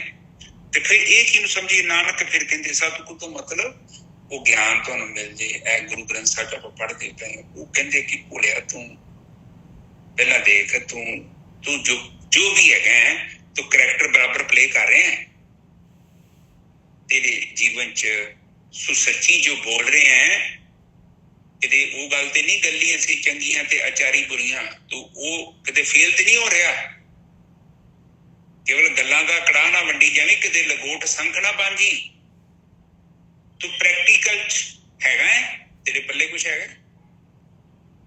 ਤੇ ਜੇ ਤੂੰ ਪ੍ਰੈਕਟੀਕਲ 'ਚ ਹੈਗਾ ਤਾਂ ਫਿਰ ਤੂੰ ਸਹੀ ਹੈ, ਤੇ ਪਰ ਜੇ ਤੂੰ ਪ੍ਰੈਕਟੀਕਲ 'ਚ ਫੇਲ ਹੈ ਤੇ ਤੂੰ ਅੱਗੇ ਵੀ ਫੇਲ ਹੋ ਜਾਣਾ। ਅਸਲੀਅਤ ਕੀ ਹੈ? ਸਾਡਾ ਜੀਵਨ ਕੀ ਹੈ? ਦੇਖੋ, ਲੈਣਾ ਹੈ ਤੇ ਦੇਣਾ ਹੈ। ਤੁਸੀਂ ਇਸ ਸੰਸਾਰ ਤੋਂ ਕਿੰਨਾ ਇਕੱਠਾ ਕੀਤਾ ਉਹ ਗੱਲ ਵੱਖਰੀ ਹੈ। ਤੁਸੀਂ ਇਸ ਸੰਸਾਰ ਨੂੰ ਕੀ ਦਿੱਤਾ ਹੈ? ਤੁਹਾਡੇ ਆਉਣ ਦੇ ਨਾਲ ਇਸ ਸੰਸਾਰ ਦੇ ਵਿੱਚ ਕੀ ਸੁੱਖ ਹੋਇਆ ਨਜਰ ਸਾਹਿਬ? ਕੀ ਫਾਇਦਾ ਹੋਇਆ? ਕੀ ਕੀਤਾ ਤੁਸੀਂ? ਭਾਵੇਂ ਤੁਸੀਂ ਛੋਟਾ ਜਿਹਾ ਵੀ ਕੋਈ ਕੰਮ ਕਰਦੇ ਜੋ, ਤੁਸੀਂ ਇਹ ਸ੍ਰਿਸ਼ਟੀ ਤੇ ਆਏ ਜੋ ਪ੍ਰਮਾਤਮਾ ਦੀ ਸ੍ਰਿਸ਼ਟੀ ਹੈ, ਇੱਥੇ ਤੁਹਾਨੂੰ ਕੁਝ ਦੇ ਕੇ ਜਾਣਾ ਪਊਗਾ ਨਜਰ ਸਾਹਿਬ। ਯੂ ਕੈਨਟ ਗੋ। ਬਿਲਕੁਲ। ਉਹ ਯਾਰ ਬਾਣੀ ਚ ਲਿਖ ਕੇ ਗਏ ਨੇ, ਕਾਲ ਕਰੇ ਕਾਲ ਕਾਲ ਕਾਲ करे कि छतों दे नानक राह पछाणे से। काल खाए कि छतों दे नानक राह पछाणे से। ਕਾਲ ਖਾਏ ਕੋਈ ਸੱਥੋਂ ਦੇ नानक ਨਾਨਕ ਰਾਹ राह ਪਛਾਣੇ ਸੇ। ਹੁਣ ਜਿਹੜਾ ਬੰਦਾ ਕਾਲ ਕਰਦਾ ਹੈ, ਕਲਨਾ ਕਰਦਾ ਹੈ, ਮਿਹਨਤ ਕਰਦਾ ਹੈ, ਫਿਰ ਉਹ ਚੋਂ ਖਾਂਦਾ ਹੈ, ਉਹਦੇ ਵਿੱਚੋਂ ਵੀ ਕਿਤੇ ਦੇ। बिल्कुल ਉਹਦੇ ਵਿੱਚੋਂ ਵੀ ਦੇ। ਆਪ ਜਸਟ ਸੋਚ ਲਓ, ਉਹ ਨਹੀਂ ਕਹਿੰਦੇ ਕਿ ਤੂੰ ਬਾਹਰੋਂ ਇਕੱਠਾ ਕਰਕੇ ਲਿਆ ਕੇ ਦੇ, ਕਹਿੰਦਾ ਪਹਿਲਾਂ ਤੇ ਕੰਮ ਕਰਕੇ ਪੈਸੇ ਕਮਾ, ਕਿਉਂਕਿ ਤੂੰ ਐਸ ਪ੍ਰਕਿਰਤੀ ਜੋ ਤੈਨੂੰ ਇੱਥੇ ਜੌਬ ਮਿਲੀ ਆ, ਤੂੰ ਇੱਥੇ ਕੀ ਕਰਕੇ ਗਿਆ? ਤੂੰ ਕਿੰਨੇ ਪੈਸੇ, ਕਿੰਨੇ ਮਿਲੀਅਨ ਬਿਲੀਅਨ ਇਕੱਠੇ ਕੀਤੇ ਆ। ਧਰਮਰਾਜ ਨੂੰ ਨਹੀਂ ਚਾਹੀਦੀ ਚੀਜ਼। ਧਰਮਰਾਜ ਤੇ ਕਹਿੰਦਾ ਹੈ ਕਿ ਤੂੰ ਖਾਲੀ ਹੱਥ ਗਿਆ ਸਭ ਤੋਂ ਖਾਲੀ ਤੂੰ ਵਾਪਸ ਆਇਆ, ਜੋ ਤੂੰ ਕਮਾਇਆ ਹੈ ਉਹਦਾ ਰਾਈਟ, ਉਹ ਤੂੰ ਹੈਲਪ ਕੀਤੀ ਆ। ਤੂੰ ਡਾਕਟਰ ਆ, ਤੂੰ ਇੰਜੀਨੀਅਰ ਆ, ਤੂੰ ਕੁਛ ਵੀ ਆ, ਤੂੰ ਕਲਰਕ ਆ, ਤੂੰ ਸਿਪਾਹੀ ਵਾਲਾ ਹੈ, ਤੂੰ ਇੰਸਪੈਕਟਰ ਹੈ, ਤੂੰ DC ਹੈ, ਤੂੰ SSP ਹੈ, ਤੂੰ ਜੱਜ ਆ। ਤੇਰੇ ਫੈਸਲੇ ਪਿੱਛੇ, ਤੇਰੇ ਕਰਮ ਪਿੱਛੇ ਤੇਰਾ ਮਕਸਦ ਕੀ ਸੀ? ਜੇ ਆਪਾਂ ਪਾਸ ਹਾਂ ਤਾਂ ਆਪਾਂ ਪਾਸ ਹਾਂ, ਜੇ ਆਪਾਂ ਫੇਲ ਹਾਂ ਤਾਂ ਫੇਲ ਹੈ। ਪ੍ਰਕਿਰਤੀ ਇਹੋ ਕੁਝ ਕਹਿ ਰਹੀ, ਕੁਛ ਨਹੀਂ ਕਹਿ ਰਹੀ। ਇਹੋ ਗੁਰੂ ਸਾਨੂੰ ਸਮਝਾ ਰਹੇ ਨੇ। ਜੇ ਸਾਡੇ ਦਿਮਾਗ 'ਚ ਗੱਲ ਆਉਂਦੀ ਹੈ ਤੇ ਅਸੀਂ ਅੱਗੇ ਡਿਵੈਲਪ ਹੋ ਜਾਂਦੇ ਹਾਂ। ਜੇ ਅਸੀਂ ਨਹੀਂ ਗੱਲ ਨੂੰ ਮੰਨਦੇ, ਫਿਰ ਆਪਾਂ ਗਰੁੱਪ ਛੱਡਦੇ ਤੇ ਭੱਜ ਜਾਂਦੇ ਹਾਂ। ਆਪਾਂ ਫਿਰ ਉੱਥੇ ਜਾ ਜਾਂਦੇ ਜਿੱਥੇ ਰਹਿਤ ਮਰਿਆਦਾ ਦੱਸਦੇ ਮੇਜਰ ਸਾਹਿਬ, ਉੱਥੇ ਤੇ ਕਰਦਾ ਕੋਈ ਨਹੀਂ। ਬਿਲਕੁਲ ਗੋਰਖੀ ਸਾਹਿਬ, ਦੇਖੋ ਬਾਣੀ ਕਹਿੰਦੀ ਆ, ਦੇਖੋ ਇੱਥੇ ਤੱਕ ਕਹਿ ਰਹੀ ਆ ਬਾਣੀ, ਅਣ ਹੁੰਦਾ ਆਪ ਵੰਡਾਏ ਕੋ ਐਸਾ ਭਗਤ ਸਦਾਏ। ਕਹਿੰਦੇ ਤੇਰੇ ਕੋਲ ਨਹੀਂ ਆ ਨਾ, ਤੇਰੇ ਕੋਲ 4 ਰੋਟੀਆਂ, ਤੇਰੀ ਭੁੱਖ 4 ਰੋਟੀਆਂ ਦੀ ਆ ਤੇ ਜ਼ਿਆਦਾ ਨਹੀਂ ਆ ਤੇਰੇ ਕੋਲ ਦੇਣ ਵਾਸਤੇ, ਤੇ ਫਿਰ ਆਪਣੇ ਤੇ 2 ਖਾ ਲਾ, ਤੂੰ ਮਰਨ ਥੋੜੀ ਨਾ ਲੱਗਿਆ, 2 ਵੰਡ ਦੇ। ਇਹ ਕਹਿ ਰਹੀ ਹੈ ਬਾਣੀ। ਹਾਂਜੀ ਵੀਰ ਜੀ। ਹਾਂ, ਬਾਣੀ ਤੇ ਉਹ ਕਹਿ ਰਹੀ ਹੈ, ਬਾਣੀ ਨਹੀਂ ਹਿੱਲਣ ਦੇ ਰਹੀ। ਅਗਲੀ ਪੌੜੀ ਤੇ ਆਈ ਨਜ਼ਰ। ਹਾਂਜੀ ਵੀਰ ਜੀ। ਫਿਰ ਕੀ ਹੁੰਦੇ ਆ? ਤੂੰ ਦੇਂਗਾ ਤਾਂ ਕੀ ਹੋਊਗਾ? ਇਹਦੇ ਤੇਰੀ ਪਿਆਸ ਬੁਝੂਗੀ। ਤੁਸੀਂ ਕਹੋਗੇ ਕਿ ਇਹ ਕੀ ਸਿਸਟਮ, ਮੈਂ ਖੋਵਾਂਗਾ ਤੇ ਪਿਆਸ ਬੁਝਣੀ ਚਾਹੀਦੀ ਆ, ਇਹ ਵੰਡਣ ਦੇ ਨਾਲ ਪਿਆਸ ਬੁਝੇਗੀ। ਇਹ ਕਿਹੜਾ ਨਜ਼ਰ ਸਾਹਿਬ? ਬਸ ਇਹੀ ਤਾਂ ਚਮਤਕਾਰ ਹੈਗਾ। ਇਹ ਤੇ ਬਿਲਕੁਲ ਹੀ ਲੌਜੀਕਲੀ ਨਹੀਂ ਹੈਗਾ। ਹੁਣ ਤੁਸੀਂ ਮੈਨੂੰ ਕਹੋਗੇ ਚਰਨਜੀਤ ਇਹ ਤੇਰੇ ਕੋਲ 6 ਰੋਟੀਆਂ ਏਦਾਂ ਕਰ 4 ਵੰਡ ਦੇ ਤੇ ਤੇਰਾ ਢਿੱਡ ਭਰ ਜਾਊਗਾ। ਮੈਂ ਕਿਹਾ ਤੁਹਾਡਾ ਦਿਮਾਗ ਖਰਾਬ ਹੈ ਨਜ਼ਰ ਸਾਹਿਬ। ਤੁਸੀਂ ਕਿਹੜੇ ਸਕੂਲੇ ਪੜ੍ਹੇ ਜੋ? ਉਹ ਮੈਂ ਨਹੀਂ ਇੱਥੇ ਜਾਣਾ, ਉਹ 6 ਰੋਟੀਆਂ ਮੈਂ ਖਾਊਂਗਾ ਮੇਰਾ ਢਿੱਡ ਭਰੂਗਾ। ਉਹ ਕਹਿੰਦੇ ਨਹੀਂ, ਇਹ ਤਾਂ ਤੇਰੀ ਭੁੱਖ ਨਹੀਂ ਮਰਨੀ, ਤੇਰੀ ਅੰਦਰ ਦੀ ਭੁੱਖ ਹੈ ਨਾ, ਵੰਡੇਗਾ ਤਾਂ ਮਰਨੀ ਆ। ਪਹਿਲੇ ਤਾਂ ਗੁਰੂ ਕਹਿ ਕੇ ਗਏ ਆ ਕਿ ਦੇ ਫੜੀ ਨਾ ਖੋਈ ਨਾ, ਪਰ ਆਪਾਂ ਤਾਂ ਖੋਲ ਲੈਂਦੇ ਨੇ ਜਗਾ, ਫਿਰ ਭੁੱਖ ਤੈਨੂੰ ਤੇ ਮਿਟਦੀ ਨਹੀਂ ਪਈ। ਬਿਲਕੁਲ ਗੋਰਖੀ ਸਾਹਿਬ, ਕਿਸੇ ਨੂੰ ਦੇ ਕੇ ਦੇਖੀਏ ਨਾ ਤੇ ਅੰਦਰੋਂ ਕਿਸ ਤਰ੍ਹਾਂ ਸੈਟਿਸਫੈਕਸ਼ਨ ਆਉਂਦਾ ਹੈ ਉਹ ਗੱਲ ਨੂੰ, ਜਿਹੜਾ ਬੜਾ ਜਿਹੜਾ ਭੋਗੂਗਾ ਉਹਨੂੰ ਪਤਾ, ਪਰ ਜਿਹੜਾ ਖੋ ਰਿਹਾ ਉਹਨੂੰ ਨਹੀਂ ਪਤਾ ਲੱਗਣਾ, ਕਿਉਂਕਿ ਉਹਨੇ ਖੋਣਾ ਸਿੱਖਿਆ, ਦੇਣਾ ਤੇ ਸਿੱਖਿਆ ਨਹੀਂ। ਦੇਣਾ ਮਤਲਬ ਇਹ ਦੇਵਤਾ ਭਾਵ ਹੈ। ਆਪ ਵੇਖੇ ਨਹੀਂ, ਪਾਣੀ ਕਿਤੇ ਤਲਾਬ ਚੋਂ ਇੱਕ ਮੱਗ ਪਾਣੀ ਦਾ ਕੱਢੋ, ਦੂਜੀ ਸਾਈਡ ਤੋਂ ਪਾਣੀ ਉੱਤੇ ਫਿਰ ਆ ਜਾਂਦਾ ਹੈ। ਕਿਉਂ ਆ ਜਾਂਦਾ ਹੈ? ਕਿਉਂਕਿ ਪ੍ਰਕਿਰਤੀ ਜ਼ਿੰਮੇਵਾਰ ਹੈ ਉੱਥੇ ਕੰਮ ਕਰਨ ਚ, ਹੈਨਾ। ਇਸ ਕਰਕੇ ਖੋਣਾ ਬੰਦ ਕਰੋ। ਹਾਂਜੀ, ਅੱਗੇ ਚਲੀ ਨਜ਼ਰ ਸਾਹਿਬ, ਪੌੜੀ ਤੇ ਆ ਜੀ। ਪੌੜੀ ਇਹੀ ਗੱਲ ਕਹਿ ਰਹੀ ਹੈ ਗੋਰਖੀ ਸਾਹਿਬ, ਪੌੜੀ ਇਹੀ ਗੱਲ ਕਹਿ ਰਹੀ ਆ, ਕਹਿੰਦੀ ਕਿ ਤੂੰ ਖਾ ਰਿਹਾ ਜਾਂ ਦੂਸਰੇ ਨੂੰ ਦੇ ਰਿਹਾ ਆ, ਤੈਨੂੰ ਜਿਹੜਾ ਹੈਗਾ ਤੈਨੂੰ ਆਪਣੇ ਵਿੱਚ ਰੱਬ ਦਿਸਦਾ ਹੈ, ਦੂਜੇ ਤੇ ਦਿਸਦਾ ਨਹੀਂ ਹੈ। ਤੈਨੂੰ ਪ੍ਰੋਬਲਮ ਤਾਂ ਆ ਹੈਗੀ ਆ। ਆਪ ਪੌੜੀ ਆਪੇ ਤੰਤ ਪਰਮ ਤੰਤ ਸਭ ਆਪੇ। ਤੰਤ ਕਹਿੰਦੇ ਆ ਜੀਵ, ਤੇ ਪਰਮ ਤੰਤ ਕਹਿੰਦੇ ਆ ਪਰਮਾਤਮਾ। ਆਪ ਹੀ ਜੀਵ ਹੈਗਾ ਤੇ ਆਪ ਹੀ ਪਰਮਾਤਮਾ ਹੈਗਾ ਭਾਈ। ਆਪ ਹੀ ਛੋਟੀ ਆਤਮਾ ਹੈਗਾ, ਆਪ ਹੀ ਵੱਡੀ ਆਤਮਾ ਹੈਗਾ, ਪਰਮਾਤਮਾ। ਆਪੇ ਤੰਤ ਪਰਮ ਤੰਤ ਸਭ ਆਪੇ, ਆਪੇ ਠਾਕੁਰ ਦਾਸ ਭਇਆ। ਕਹਿੰਦੇ ਮਾਲਕ ਆਪ ਹੀ ਮਾਲਕ ਹੈਗਾ, ਆਪ ਹੀ ਦਾਸ ਵੀ ਹੈਗਾ। ਆਪੇ 10-8 ਵਰਨ ਉਪਾਇਨ। ਕਹਿੰਦੇ ਸਾਰੇ ਦੇ ਸਾਰੇ ਵਰਨ ਜਿਹੜੇ ਹੈਗੇ ਆ, ਇਹ 4 ਵਰਨ ਹੁੰਦੇ ਆ, ਇਹ ਬ੍ਰਾਹਮਣ ਖੱਤਰੀ ਵੈਸ ਸ਼ੂਦ। 4 ਤੋਂ ਫਿਰ ਇਹਨਾਂ ਦੇ ਜਿਹੜੇ ਹੈਗੇ, ਇਹਨਾਂ ਨੂੰ ਮਿਕਸ ਕਰ ਦਿਓ ਤੇ 4 ਦੇ 18 ਬਣਾ ਤੇ। ਆਪੇ 10 ਤੇ 8 18 ਵਰਨ ਉਪਾਇਨ ਕਹਿੰਦੇ ਆਪ ਹੀ ਹੈ ਮਾਲਕ ਸਾਰਿਆਂ ਦੇ ਵਿੱਚ। ਆਪ ਬ੍ਰਹਮ, ਆਪ ਰਾਜ ਲਿਆ, ਆਪ ਹੀ ਬ੍ਰਹਮ ਹੈ ਇਹ ਮਾਲਕ ਪਰਮਾਤਮਾ ਦੀ ਜਿਹੜੀ ਹੈਗੀ ਸ੍ਰਿਸ਼ਟੀ, ਔਰ ਆਪ ਹੀ ਇਹਦਾ ਜਿਹੜਾ ਹੈਗਾ ਕੰਟਰੋਲਰ ਹੈਗਾ ਮਾਲਕ ਪਰਮਾਤਮਾ। ਇਹ ਸਾਰੀ ਸ੍ਰਿਸ਼ਟੀ ਨੂੰ ਕੰਟਰੋਲ ਕਰਨ ਵਾਲਾ ਇਹਦਾ ਰਾਜਾ ਉਹ ਆਪ ਹੀ ਹੈ ਮਾਲਕ। ਆਪੇ ਮਾਰੇ ਆਪੇ ਛੋੜੇ ਆਪੇ ਬਖਸ਼ੇ ਕਰੇ ਦਇਆ। ਆਪ ਹੀ ਮਾਲਕ ਪਰਮਾਤਮਾ ਜਿਹੜਾ ਹੈਗਾ ਸਰੀਰ ਦਿੰਦਾ ਹੈ, ਆਪ ਹੀ ਸਰੀਰ ਖੋਹ ਲੈਂਦਾ ਹੈ, ਆਪ ਹੀ ਮਾਰ ਦਿੰਦਾ ਹੈ, ਆਪੇ ਛੋੜਦਾ, ਆਪ ਹੀ ਜਿਹੜਾ ਹੈਗਾ ਕਿਸੇ ਨੂੰ ਜਿਹੜਾ ਹੈਗਾ ਇਸ ਸੰਸਾਰ ਤੋਂ ਕੱਢ ਲੈਂਦਾ ਹੈ, ਆਪੇ ਬਖਸ਼ੇ ਦਇਆ ਕਰੇ ਦਇਆ, ਕਿਸੇ ਨੂੰ ਦਇਆ ਕਰਕੇ ਜਿਹੜਾ ਹੈਗਾ ਬਖਸ਼ ਦਿੰਦਾ ਹੈ ਮਾਲਕ ਪਰਮਾਤਮਾ। ਆਪ ਪੁੱਲ ਨਾ ਪੁੱਲੈ ਕਬਹੀ ਸਭ ਸੱਚ ਤਪਾਵਸ ਸੱਚ ਥਿਆ। ਕਹਿੰਦੇ ਉਹ ਮਾਲਕ ਪਰਮਾਤਮਾ ਕਦੀ ਨਹੀਂ ਭੁੱਲਦਾ ਪਾਏ, ਉਹ ਅਭੁੱਲ ਹੈਗਾ, ਉਹ ਕਦੀ ਵੀ ਨਹੀਂ ਭੁੱਲਦਾ, ਔਰ ਉਹਦਾ ਨਿਆਂ ਜਿਹੜਾ ਹੈਗਾ ਹਮੇਸ਼ਾ ਜਿਹੜਾ ਹੈਗਾ ਉਹਦਾ ਨਿਆਂ ਸੱਚਾ ਹੈਗਾ।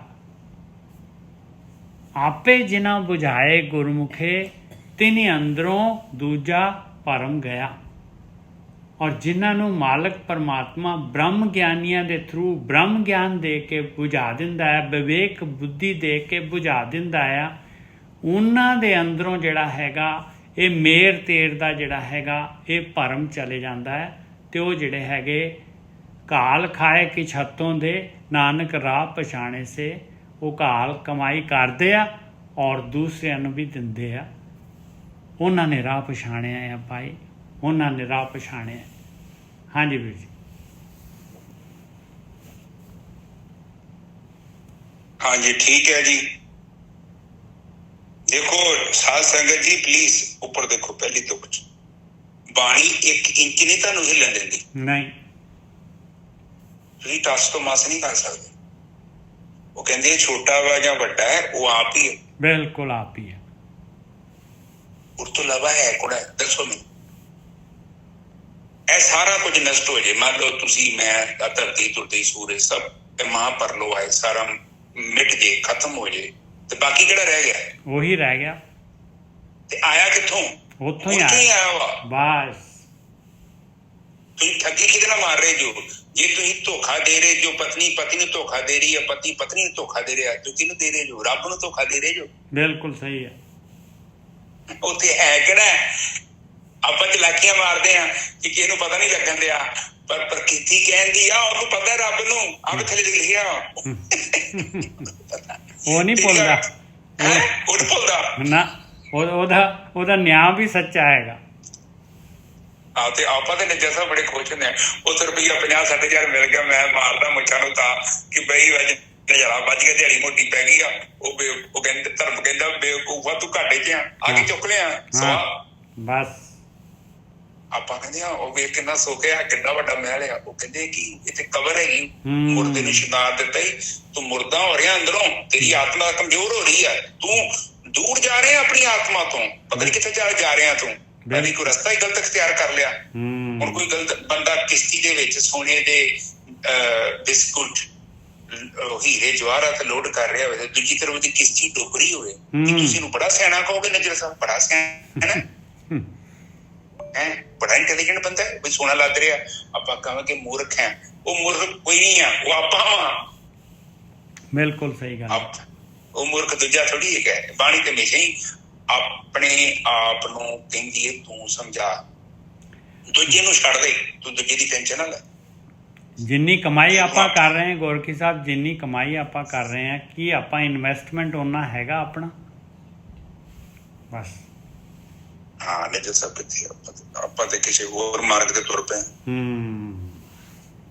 ਤੁਹਾਡੀ ਗਰੀਬੀ ਨਹੀਂ ਦੂਰ ਹੋ ਸਕਦੀ। ਉਹ ਕਹਿੰਦੇ ਦੇ ਦੇ ਕੁਛ ਨਾ ਕੁਛ ਵੰਡ ਦੇ ਦੇ ਥੋੜਾ ਬਹੁਤਾ, ਉਹ ਫਿਰ ਦਵੇਂਗਾ ਨਾ, ਫਿਰ ਉਹ ਜਾਣੇ ਤੇ ਉਹਦਾ ਕੰਮ। ਉਹ ਯਾਰ ਜਿਹੜਾ ਸੂਰਜ ਨੂੰ ਚਲਾਉਣ ਵਾਸਤੇ ਇੰਨੀ ਊਰਜਾ ਪਾ ਕੇ ਬੈਠਾ ਹੈ, ਜਿਹੜਾ ਇਹ ਧਰਤੀ ਤੇ ਪਾਣੀ ਦਾ ਅਰੇਂਜਮੈਂਟ ਕਰਨ ਲਈ ਸਮੁੰਦਰ ਬਣਾ ਕੇ ਬੈਠਾ ਹੈ, ਜਿੰਨੇ ਇੰਨੀ ਬਨਸਪਤੀ ਜੇਕਰ ਧਰਤੀ 'ਚ ਲਾਈ ਹੈ ਤੇ ਉਸ ਤੋਂ ਵੱਧ ਬਨਸਪਤੀ ਨੇ ਪਾਣੀ ਦੇ ਵਿੱਚ ਲਾ ਛੱਡੀ ਹੈ। ਤੇ ਉਹ ਉਹਨੂੰ ਸਾਡੀਆਂ 2 ਰੋਟੀਆਂ ਦੀ ਫਿਕਰ ਨਹੀਂ। ਅਸੀਂ ਗੁੱਲੂ ਨਹੀਂ ਲੱਗਣੇ। ਸਾਨੂੰ ਰੱਬ ਨੇ ਹੱਥ ਦਿੱਤੇ, ਬੁੱਧੀ ਦਿੱਤੀ ਹੈ, ਆਪਾਂ 2 ਟਾਈਮ ਦੀ ਰੋਟੀ ਤਿਆਰ ਕਰ ਸਕਦੇ ਹਾਂ। ਉਹ ਗੁਰੂਆਂ ਨੂੰ ਨੀ ਰਾਹ ਦਿਖਿਆ ਸੀ ਤੇ ਠੱਗੀਆਂ ਠੁੱਗੀਆਂ ਵਾਲਾ ਕਿਉਂ ਮਨਾ ਕਰ ਰਹੇ ਨੇ? ਉਹ ਕਹਿੰਦੇ ਆ ਕਿ ਨਹੀਂ ਤੂੰ ਫਸ ਗਿਆ ਨਾ,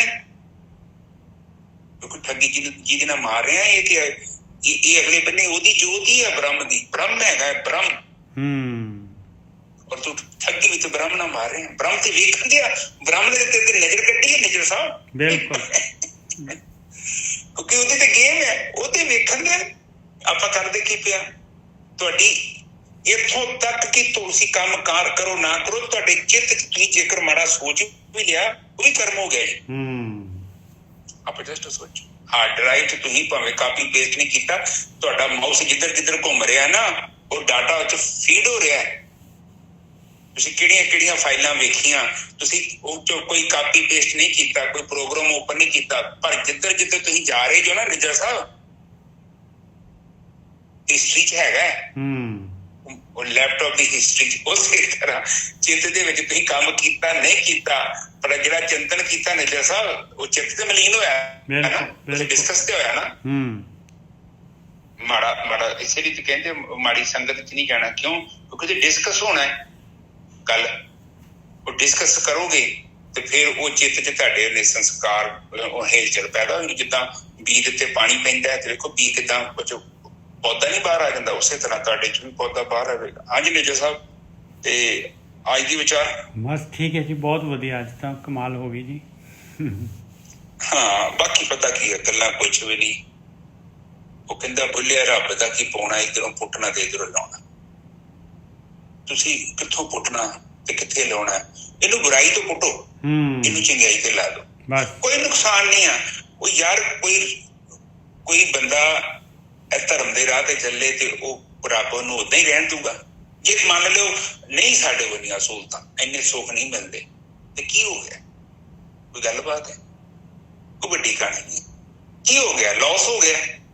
ਆਏ ਵੀ ਕੀ ਖਾਲੀ ਹੱਥੀ ਗਏ, ਆਉਣਾ ਜਾਣੇ ਵੀ ਖਾਲੀ ਹੱਥ, ਜੋ ਕਮਾਇਆ ਇੱਥੇ ਹੀ ਰਹਿ ਜਾਣਾ। ਤੇ ਠੀਕ ਹੈ, ਸਟਰਗਲ ਹੈਗਾ ਤੇ ਇਮਤਿਹਾਨ ਥੋੜਾ ਜਿਹਾ ਮੁਸ਼ਕਿਲ ਹੋ ਗਿਆ, ਗੱਲ ਤੇ ਕੁਛ ਵੀ ਨਹੀਂ। ਤੇ ਜੇ ਇੱਧਰ ਉੱਧਰ ਹੱਥ ਪੱਲੇ ਮਾਰ ਕੇ ਵੀ ਕੁਝ ਇਕੱਠਾ ਵੀ ਕਰ ਲਿਆ ਤੇ ਬਾਣੀ ਨੂੰ ਮੰਨਦੀ ਨਹੀਂ ਹੈ, ਅਸਲ ਚ ਮਨਾ ਕਰਦੇ ਨੇ। ਜਿਹੜੇ ਆਪਾਂ ਧਰਮ ਨੂੰ ਫੋਲੋ ਕਰਦੇ ਆ ਨਾ, ਸਿੱਖ ਧਰਮ ਨੂੰ, ਉਹ ਮਨਾ ਕਰਦਾ, ਉਹ ਲਾਈਕ ਨਹੀਂ ਕਰਦਾ। ਉਹ ਕਹਿੰਦਾ ਹੈ ਕਿ ਇਹ ਬਿਲਕੁਲ ਗਲਤ ਹੈ, ਗੜਬੜ ਹੈ। ਤੇ ਇਹ ਚੀਜ਼ ਦੇ ਵਿਚਕਾਰ ਹੋਈ ਅੱਜ ਦੀ। ਤੇ ਬਾਕੀ ਰਿਸ਼ਤੇ ਦੇ ਬਾਰੇ ਗੱਲ ਕੀਤੀ ਸੀ ਤੁਹਾਡੇ ਨਾਲ। ਬਾਣੀ ਤੇ ਕਹਿੰਦੀ ਕਿ ਕਰਮਕਾਂਡ ਤੋਂ ਬਾਹਰ ਆਓ, ਜੋ ਰਿਐਲਿਟੀ ਹੈ ਉਹਨੂੰ ਅਸੈਪਟ ਕਰੋ। ਦੇਖੋ ਬੰਦੇ 'ਚ ਕੋਈ ਕਮੀ ਪੇਸ਼ੀ ਹੁੰਦੀ ਹੈ ਤੇ ਜਦੋਂ ਤੁਸੀਂ ਉਹਨੂੰ ਸਵੀਕਾਰ ਕਰ ਲੈਂਦੇ ਹੋ, ਜਿਸ ਉਹਦੀਆਂ ਕਮੀਆਂ ਪੂਰੀਆਂ ਹੋ ਜਾਂਦੀਆਂ। ਪਰ ਬੰਦੇ ਨੇ ਜੇਕਰ ਕੋਈ ਡ੍ਰੀਮ ਬੁਆਏ ਜਾਂ ਡ੍ਰੀਮ ਗੱਲ ਸੋਚੀ ਹੈ, ਜਿਹੜੇ ਪ੍ਰੈਕਟੀਕਲ ਹੁੰਦੇ ਨਹੀਂ, ਇਹ ਸਾਰੀਆਂ ਜਿਹੜੀਆਂ ਮਿਥੋਲੋਜੀ ਹੈ, ਇਹ ਲੋਕਾਂ ਦੀ ਕਲਪਨਾ ਹੈ। ਪ੍ਰਿੰਸ ਚਾਰਮਿੰਗ ਜਾਂ ਉਹ ਕੁੜੀਆਂ ਜਿਹੜੀਆਂ ਕੁਈਨਸ, ਇਹ ਰਾਣੀਆਂ ਰੂਣੀਆਂ, ਇਹ ਕੇਵਲ ਇੱਕ ਕਲਪਨਾ ਹੁੰਦੀ ਹੈ। ਬਾਕੀ ਆਪਾਂ ਬਹੁਤੇ ਦੂਰ ਦੇਖਦੇ ਹਾਂ ਤੇ ਇਸ ਕਰਕੇ ਨਾ ਸਾਨੂੰ ਉਹ ਚੀਜ਼ ਦਿਖਦੀ ਨਹੀਂ ਹੈ। ਤੁਸੀਂ ਜਦੋਂ ਕਿਸੇ ਦੇ ਲਾਗੇ ਆਓਗੇ ਨਾ, ਚਿਹਰੇ ਨੂੰ ਬਿਲਕੁਲ ਬਰੀਕੀ ਚ ਆ ਕੇ ਵੇਖੋਗੇ ਨਾ, ਤੁਹਾਨੂੰ ਉਹਦੇ ਚਿਹਰੇ ਚ ਕਈ ਚੀਜ਼ਾਂ ਨਜ਼ਰ ਆਉਣਗੀਆਂ। ਇਸੇ ਤਰ੍ਹਾਂ ਦੂਰੋਂ ਕੋਈ ਚੀਜ਼ ਹੋਵੇ ਨਾ, ਇੱਕ ਪੰਜਾਬੀ ਚ ਕਹਾਵਤ ਹੈ ਕਿ ਦੂਰ ਵੱਜ ਤੇ ਢੋਲ ਬੜੇ ਚੰਗੇ ਲੱਗਦੇ, ਜਦੋਂ ਲਾਗੇ ਆਉਣ ਤੇ ਲੋਕੀ ਕਹਿੰਦੇ ਸਾਡੇ ਕੰਨ ਖਾਂਦੇ। ਕੋਈ ਚੀਜ਼ ਦੂਰ ਹੈ ਤੇ ਇਸ ਕਰਕੇ ਉਹ ਚ ਇੰਟਰਸਟ ਹੈ। ਉਹ ਜਦੋਂ ਤੁਸੀਂ ਉੱਥੇ ਜਾਓਗੇ ਪ੍ਰੈਕਟੀਕਲ ਤੁਸੀਂ ਫੀਲ ਕਰ ਲੈ। ਅੱਜ ਦੀ ਵਿਚਾਰੇ ਤੇ ਸਮਾਪਤ। ਠੀਕ ਹੈ ਜੀ, ਬਹੁਤ ਵਧੀਆ ਜੀ। ਇੱਕ ਓਮਕਾਰ ਸਤਨਾਮ ਕਰਤਾ ਪੁਰਖ ਨਿਰਭਉ ਨਿਰਵੈਰ। ਹਾਂਜੀ ਕਰ ਦਾਂ ਅਕਾਲ ਮੂਰਤ ਅਜੂਨੀ ਸੇਵਕਾਂ ਗੁਰ ਪ੍ਰਸਾਦ। ਹਾਂਜੀ ਕਰ ਦਾਂ ਜਪ ਆਦ ਸਚ ਚੁਕਾ ਸਚ ਹੈ ਕਿ ਸਚ ਨਾਨਕ ਹੋਸੀ ਸਚ। ਮੇਰੇ ਪਿਤਾ ਗਰੀਬ ਨਵਾਜ ਮੇਰ ਕਰੋ। ਬਾਣੀ ਪੜ੍ਹਦੇ ਹਾਂ, ਵਿਚਾਰ ਕਰਦੇ ਹਾਂ, ਅਕਸਰ ਹੀ ਅਨੇਕਾਂ ਕਿਸਮ ਦੀਆਂ ਗਲਤੀਆਂ ਹੋ ਜਾਂਦੀਆਂ।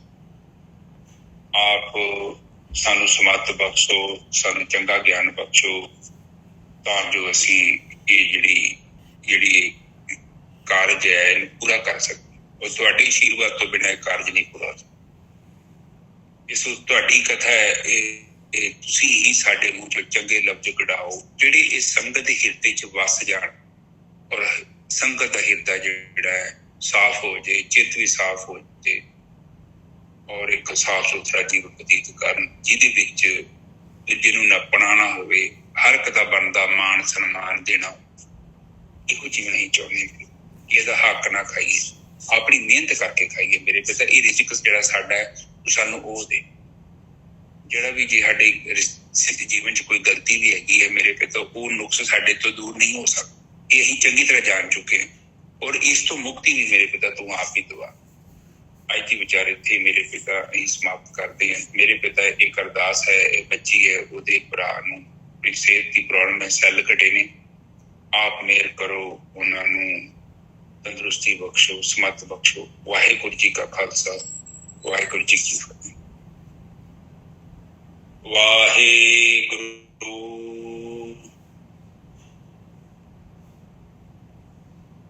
ਵਾਹਿਗੁਰੂ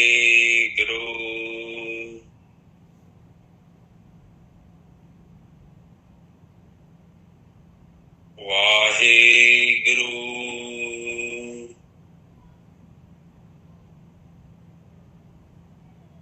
ਵਾਹਿਗੁਰੂ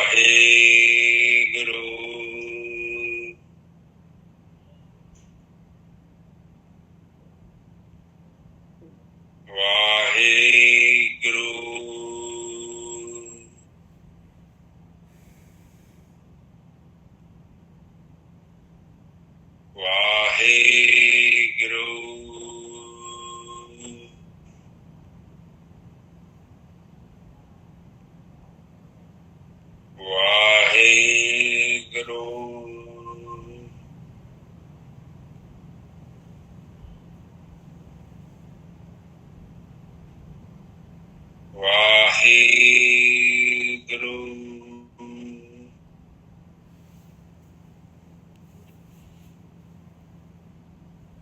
ਵਾਹਿਗੁਰੂ ਵਾਹਿਗੁਰੂ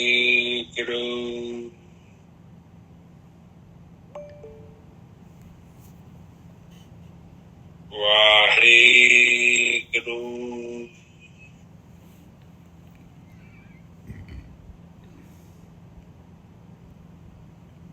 ਵਾਹਿਗੁਰੂ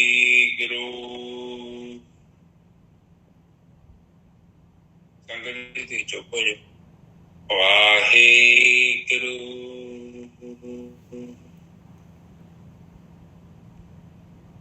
ਵਾਹਿਗੁਰੂ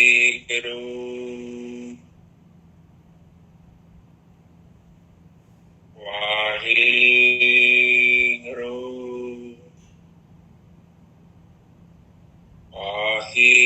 ਵਾਹਿਗੁਰੂ